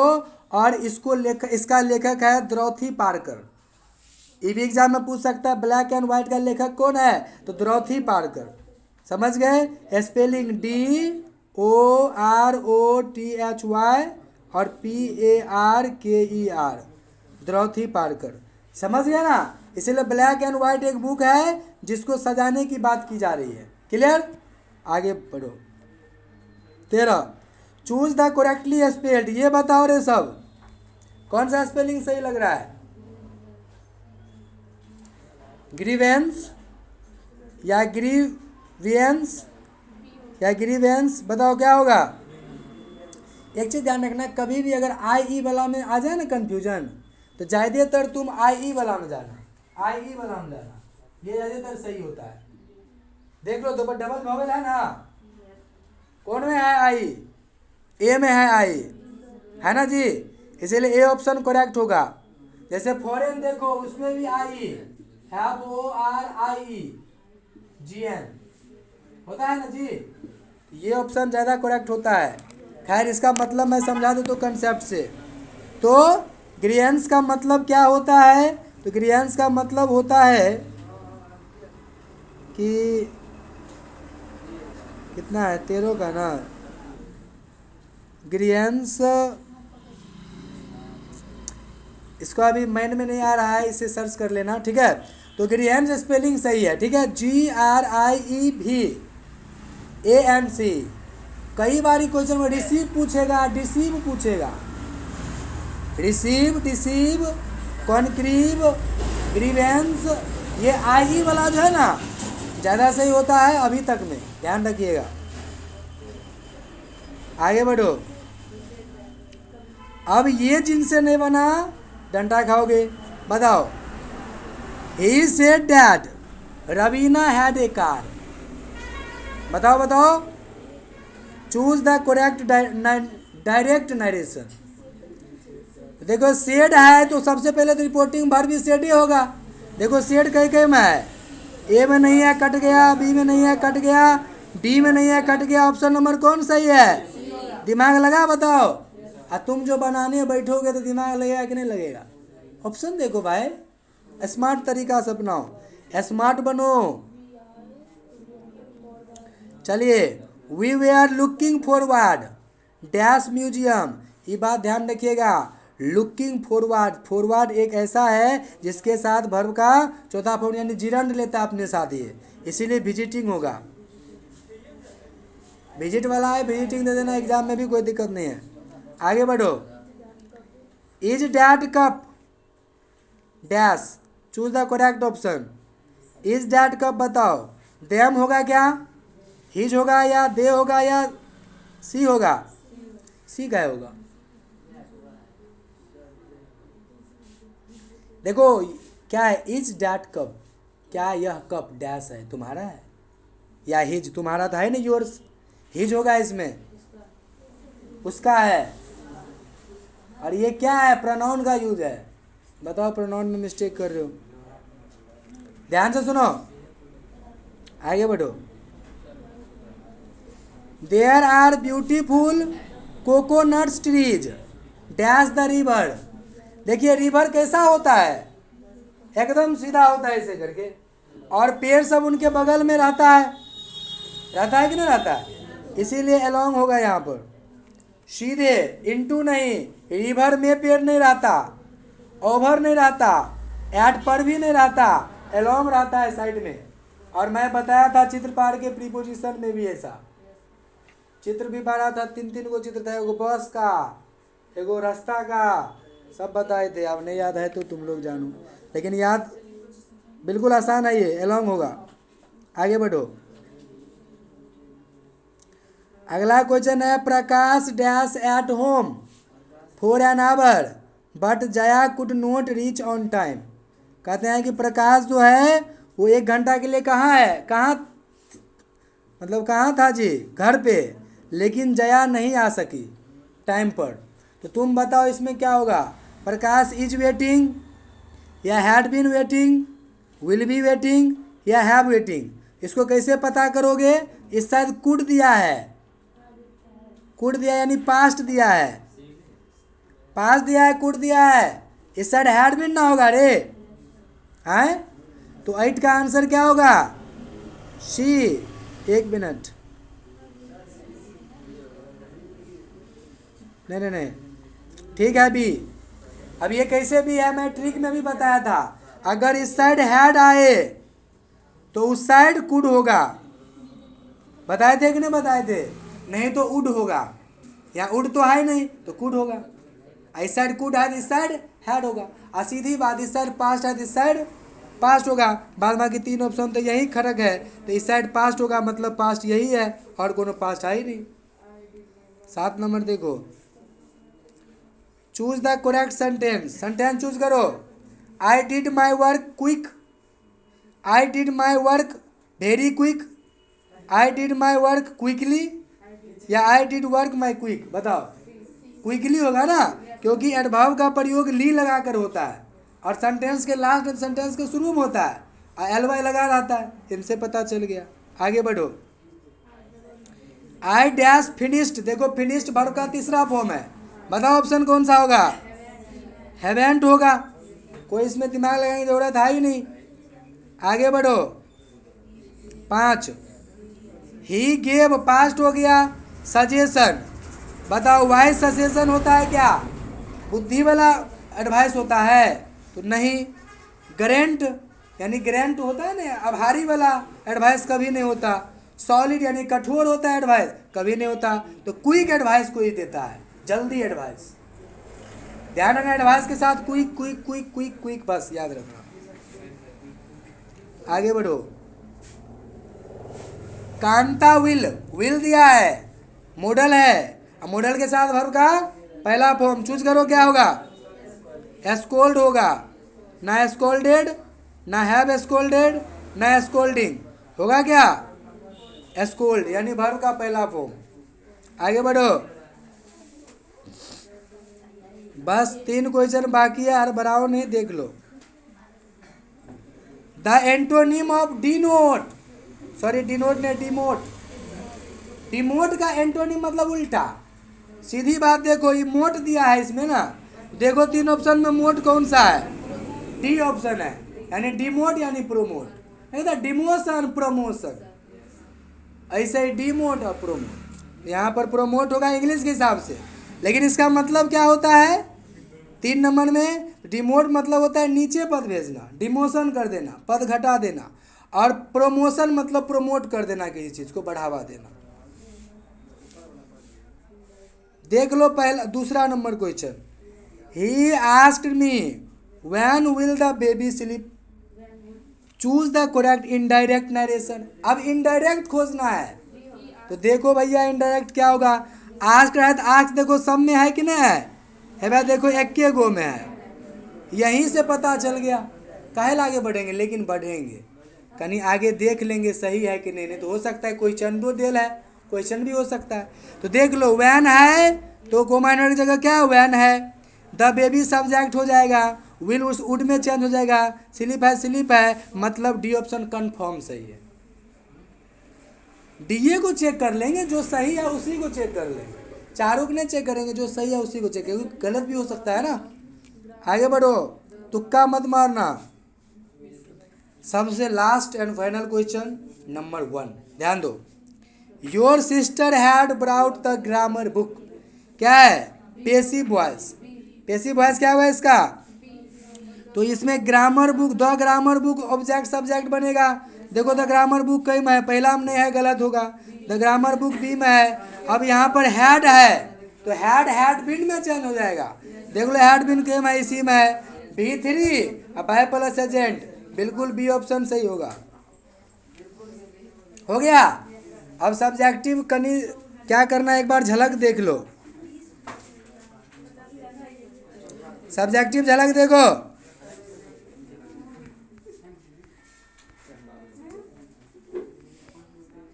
ये ऑब्जेक्टिव का डील हो गया ना पूरा। देखो कुल मिला के 1.5 घंटा अप्रोक्स लगा हमें सोल्व करने में, समझाते हुए। तुम्हें आधा घंटा के अंदर 30 क्वेश्चन, हाँ 30 नहीं, हाँ सही बात है, आधा घंटा हम 30 क्वेश्चन लिटरेचर वाला कर लेना, अब 20 मिनट में ग्रामर यानी 15, यानी 50 मिनट अंदर 50 question clear. 1 minute equal to 1 question कर लो, बस एग्जाम में बेड़ा पार हो जाएगा। आगे देखो, आगे सेक्शन बी कम से कम समझ लो। देखिए सेक्शन बी में पहले आएगा एस्से, आएगा ना। इसमें कहता है quality of education saves the quality of nation. समझ गए? अगर एजुकेशन के बारे में आप कुछ भी जानते हो, जैसे एग्जाम में नहीं टकराया एस्से, जो तुमने गेस किया या जो तुमने प्रैक्टिस किया नहीं आया, तो एजुकेशन के बारे में पूछ रहा है ना, तो जो मालूम है एजुकेशन के बारे में लिख के चले आओ, कोई दिक्कत नहीं है। बात समझ में आ गया? चलिए आगे, यूनिटी इन डाइवर्सिटी, अनेकता में एकता। इसमें एक कहानी सुना होगा, लकड़ी के गट्ठर वाला बुरबा रहता है, उसके 4-3 बेटा होता है, अलग अलग गट्ठर को कहता है तोड़ने के लिए। कहानी भी ऐड कर सकते हो इसमें, आराम से लिख सकते हो इससे।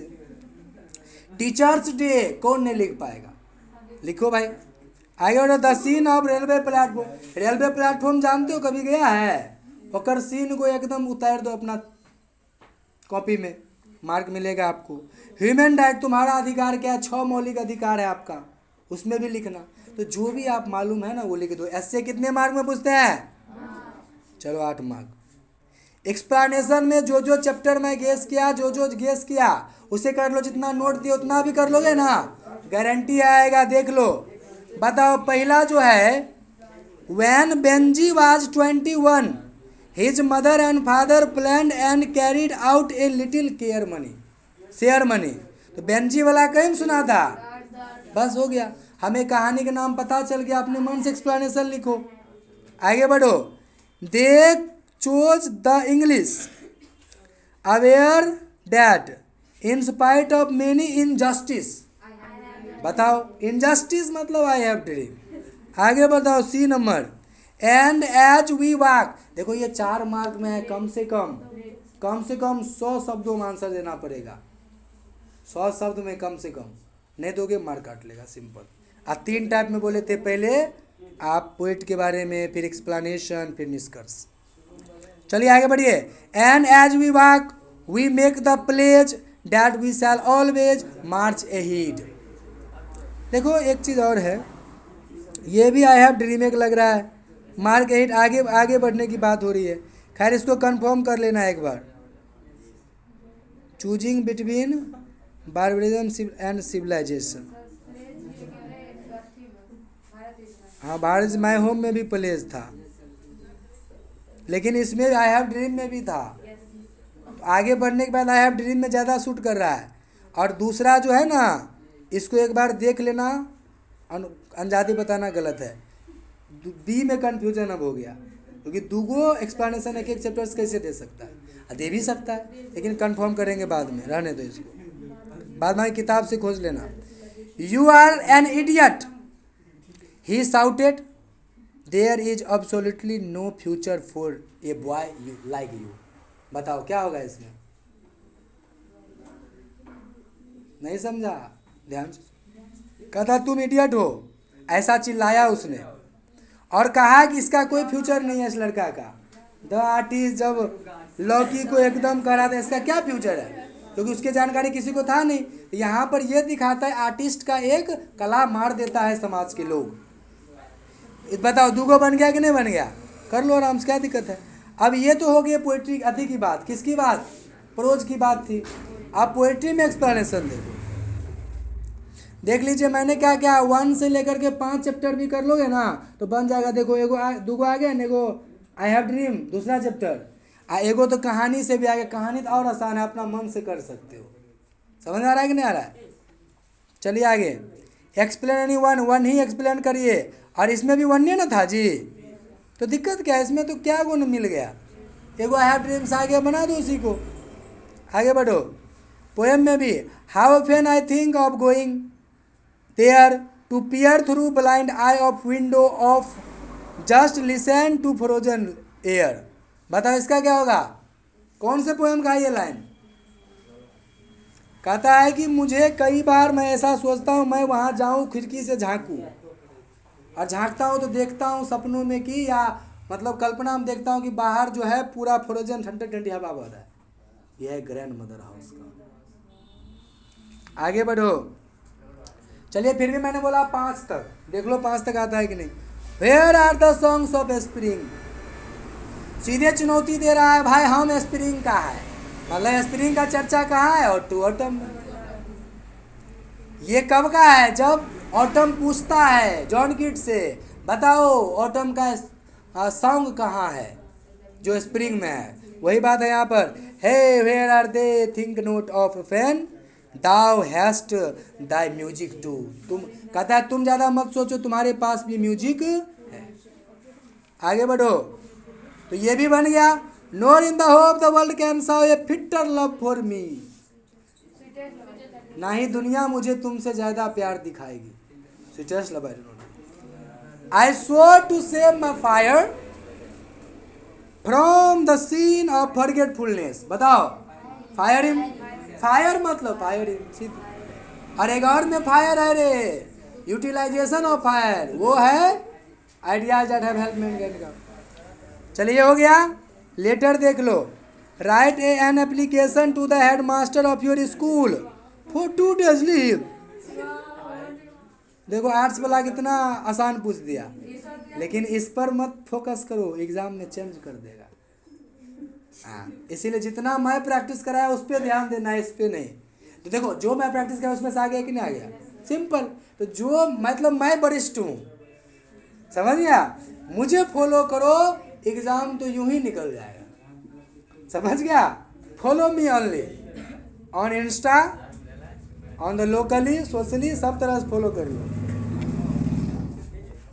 और जो रिलेशन लेटर है उसे देखना भी, क्योंकि हमें बनाना एक है। कितने मार्क में पूछता है बताओ? 5 मार्क में लेटर आएगा कि नहीं आएगा? ये अभी तक बताओ एक चीज़ हार्ड लगा, खाली एसए में टीचर्स डे पे लिख सकते थे तुम लोग। अरे हमरे नाम दे करके लिख देता, जैसे टीचर्स डे मनाया है एकदम लिख।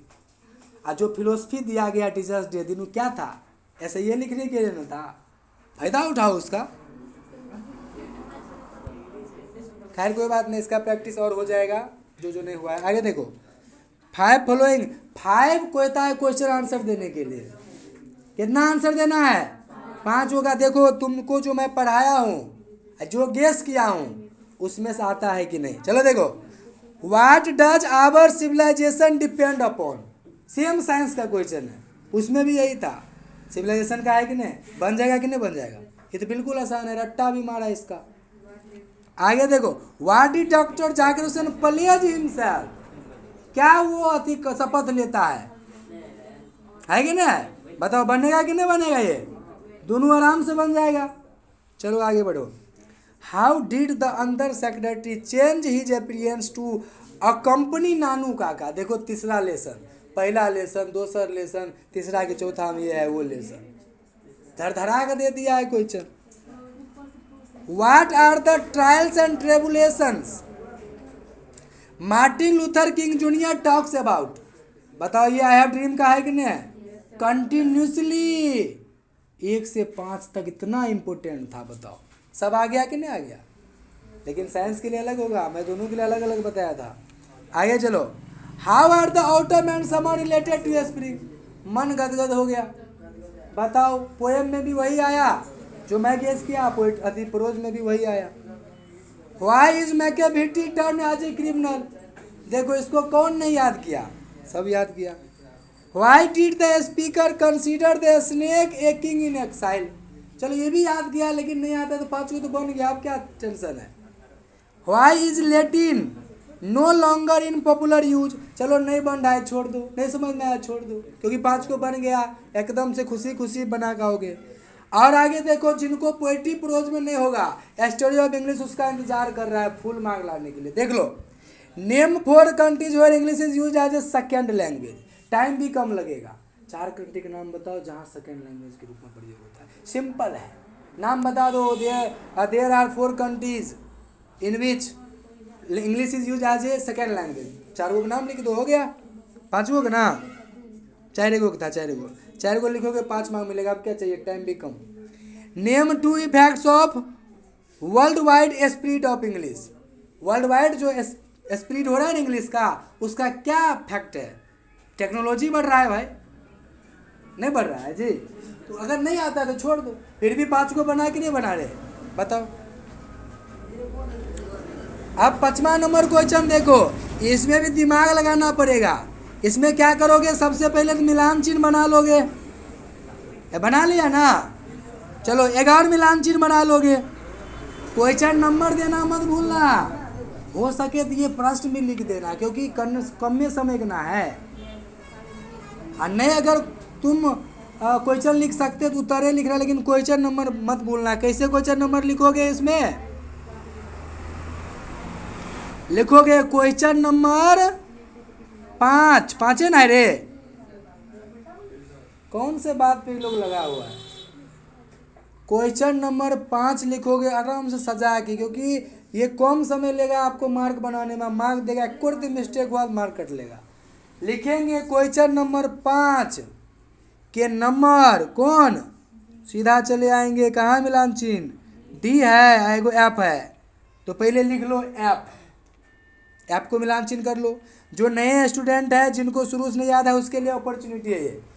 क्वेश्चन नंबर 5 के एफ, ठीक। हो सके तो मैच द फॉलोइंग भी लिख सकते हो ऊपर में टॉपिक दे करके, और नीचे में ए का 2, ए का 3 जो भी है इस तरह से, और साथ साथ अगर हो सके तो लिख करके मिलान करोगे तो कचरा हो जाएगा। उनसे बेहतर होगा सामने सामने लिखोगे। समझ में आ गया? चलिए, हो सके तो नाम भी लिख दो, कहीं टाइम लगे, क्या हो गया, टाइम कमा भी तो रहा है ये। और नहीं अगर उतना टाइम है फ्रेश में ए का ए नंबर बढ़िया से लिखोगे ताकि ये ना पता चले ए दू जैसे दिखता है और ए डी जैसे दिखता है, तब वो काट लेगा फिर। छोटा सा मिस्टेक बहुत बड़ा मिस्टेक है। 90 पार करना इतना आसान है जी। आराम से देखो, मैं इस पर भी बता देता हूँ ऐसे करना है। जैसे तुम लोगों क्वेश्चन नंबर क्या लिखोगे 5, घेरा मार दिया या लिख दिया, उसके बाद क्या नंबर, एफ नंबर है ना, एफ नंबर आराम से, एफ नंबर कहीं कहाँ लिखोगे, चौथाई के इधर। जैसे ये चौथाई है, इसके इधर बता देना चौथाई के बाहर, क्योंकि पॉइंट है उसका। एफ दिया, अब मिलान चिन्ह करोगे। जैसे पहला बताओ, आंसर हम करते हैं इसका। पहला ए है ना, इंडिया थ्रू ए ट्रेवलर्स आए, ये कौन लिखा है, पॉल एस्बर्ग, यानी तेसर नंबर ना। तो लिखेंगे क्वेश्चन नंबर 5 का एफ हो गया, यहाँ तक चौथाई तुमने दे दिया। अब नीचे से लिखोगे 1 यानी ए का डडेर पीस दोगे यानी तीर मार दोगे, लिखोगे 3 नंबर। अब उनका दे दोगे बढ़िया से, इसे बढ़िया से घेर दोगे। और हो सके तो 3 नंबर का पॉल एस्बर्ग भी कर देना, लिख देना, एगो राइटर के नाम लिख देना, एगो पॉल एस्बर्ग, ए का पॉल एस्बर्ग हो गया। अगला बताओ, बी नंबर का क्या होगा, ये पिंच ऑप्शन अब लिखना यहाँ बी नंबर, ठीक है, उसी के नीचा और तीर मार देना। क्या लिखोगे, पिंच ऑप्शन अब करने हैं, इसका क्या होगा चौथा, यहाँ दोगे चौथा, कोष्ट में लिख दोगे मनोहर मालगोनकर। समझ में आ रहा है कि नहीं आ रहा है? और हो सके तो अगर कॉपी ज़्यादा रहे तो छटाक लिखोगे, फ्रेश लिखना। और जिसको एकदम कचरा जैसे अक्षर होता है एक लाइन छोड़ लिख लेना, लेकिन बहुत पेज उसमें लग जाएगा, उसी को फ्रेश में लिखना। आगे आई हैव ड्रीम बताओ, मार्टिन लूथर यानी 5, उसके बाद Indian nation culture, Mahatma Gandhi 1 number, 1 number ना था, द अर्थ अचीवेट्स हो गया ना, 5 मार्क आ गया। अब सीधे चले आओगे कहाँ, दोसर मिलान जिम, ट्रांसलेशन नहीं देखना, अशुभ माना जाएगा अगर देख लिया ट्रांसलेशन तो। अब फिर वैसे ही डी, अब एक नीचे में सबका दे रहे हो तो एफ जैसे लिखा उसी के सामने सामने नीचे में लिख देना डी, लिख दिया। फिर लिख देना मैच द फॉलोइंग, समझ गया। फिर लिख देना लिस्ट ए और लिस्ट बी, ऐसे लिख लेना, लिस्ट ए लिस्ट बी, और उनके बाद लिस्ट ए में लिखना ए नंबर, क्या लिखोगे ए नंबर, फिर तीर मार देना। एक आंसर बताओ, माय ग्रैंड मदर हाउस का क्या होगा, कमला दास, लिखोगे 4 नंबर, और कोस्ट में लिख दोगे कमला दास। ऐसे करोगे फुल में फुल मार्क देगा। मेहनत करके दो भाई, 5 मार्क का है, कुछ तो वो तुम्हें परोपकार कर रहा है कि क्वेश्चन दे दिया, तो हमें नहीं लगता था इस बार ही क्वेश्चन देगा।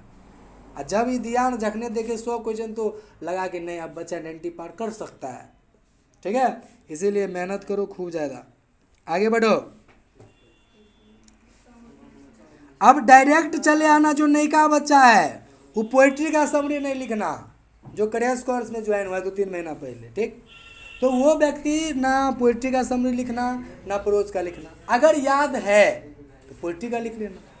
जैसे नौद अलीफ सार खूब इम्पोर्टेंट है ना जी, रट लो, समझ लो, बूझ लो, जान लो, प्रैक्टिस कर लो 10 बार 20 बार 30 बार, ताकि 2 मिनट के अंदर लिख लो समरी।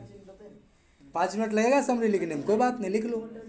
तो अगर जिनको हार लगता है ना प्रोज या पोएट्री की समरी, वो व्यक्ति स्टोरी ऑफ इंग्लिश भी बहुत आसान है, लिख सकते हो, समझ गया। अमेरिकन इंग्लिश लिख सकते हो, लेकिन ध्यान रखिएगा सी में अगर ऑप्शन आप करते जाइएगा तो क्या करिएगा, सी में पहले लिखिएगा सी नंबर, उसी के सामने सामने एफ लिखा, ई लिखा, फिर लिखा सी का कौन सा, अगर और है तो और लिखो, या क्वेश्चन लिख देना हमारे अनुसार बेहतर होगा, क्योंकि इसमें नंबर नहीं दिया है 1 नंबर 2 नंबर 3 नंबर, तो क्वेश्चन लिख देना, right A short note importance of English, और फिर नीचे में लिखना आंसर, तब उसका उत्तर करना। अगर और लिखते हो तो लिख देना और, फिर क्वेश्चनों लिख देना, तब आंसर लिखना। ऐसे लिखोगे मार्क नहीं काटेगा, नहीं तो खुद कंफ्यूज हो जाएगा। ये इंपोर्टेंस ऑफ इंग्लिश लिखा है या मेरे उसको पढ़ना पड़ेगा। टीचर को एको रत्ती मेहनत ना हो चेक करने में। समझो तू दुलरवा टीचर तुम्हारा चेक करेगा कि अगर कनमो रसगुल्ला कटल निकला तो नहीं खाएगा, मार काट देगा। इसीलिए दुलरवा टीचर बना के रखो। हाँ, अभी से मैं बनाना सिखा रहा हूँ। आगे चलो। अगर जिसको ये नहीं होगा, इसका ये वीक है जिसका, तो उसको छोड़ देना, आगे बढ़ो, सीधा आ जाना पोएम के समरी पर। फिर लिखना वह बात ए। अब यहाँ तो 1 2 3 है, और 100 में से एक बनाना है। पहले तो 5 नंबर क्वेश्चन में 6 गो ऑप्शन है, जिसमें से 3 को बनाना है, और 3 में भी ऑप्शन है, तो कंफ्यूज मत होना। तो अब इसमें कैसे बनाओगे, जैसे ए, तो ए का मान लो 9 अलिफ सा लिखना है, तो ए का पहला नंबर, और यहाँ बर का आतिम लिख दोगे समरी। समरी है ना था, समरी। आप लेसन का नाम लिख दोगे, now the leaves are falling fast. अब लिखोगे आंसर। अब देखो कितना मार्क देगा। सजा सजा के लिखोगे ना तो बहुत अच्छा मार्क देगा। पिछले साल जो बच्चा लिखा था ना, सभी लड़का से भिन्न लिखा था, जिसको सबसे ज़्यादा मार्क। और एक बात का डर भी था, कहीं अलग लिख रहा है मार्क काट ना ले, लेकिन काटा नहीं, अच्छा लिखा दिया। मैं वो पैटर्न बताऊंगा। तो ये हो गया। आज जिसको अगर पोएट्री नहीं याद है, वो बी नंबर का आंसर दे देना। बी में भी वैसे ही बी नंबर दे देना। जैसे जिसको हाउ फ्री द प्रेस याद है, द अर्थ याद है, या पिंच ऑप्शनल याद जो याद है, वैसे समरी लिख देना, लेसन का नाम लिख देना, फिर यहाँ से आंसर लिख देना, आंसर कर लेना। समझ गए यहाँ तक? चलिए, हो गया ना खत्म। और कुछ है एगो, सबसे अंतिम में क्या बनाना है आपको, पैसेज। पैसेज में भी 2 पैसेज देगा। एक पैसेज देगा रीड वाला, पढ़ो और आंसर दो। तो चलो इसका आंसर करके देखे, करो।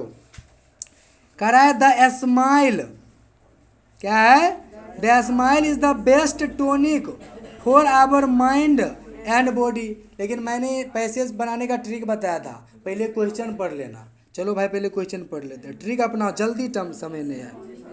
पहला क्वेश्चन देखो, what is the best tonic of our mind and body. Question समझना नहीं है, देख लो सिर्फ, अगर समझ गए तो और अच्छा बात। दूसरा question, what should we do to the cheerful. ठीक है, चलो, what is the best way to replace a negative idea. What should we practice when we are relax in bed. सबका आंसर मात्र 1 लाइन में होगा, क्योंकि 1 मार्क का question, ज़्यादा औकात नहीं है। ज़्यादा खिला दोगे तो फिर समझ रहा है कि नहीं, दिक्कत हो सकता है। तो चलिए आप पैसेज पढ़ते हैं। पैसेज क्या है?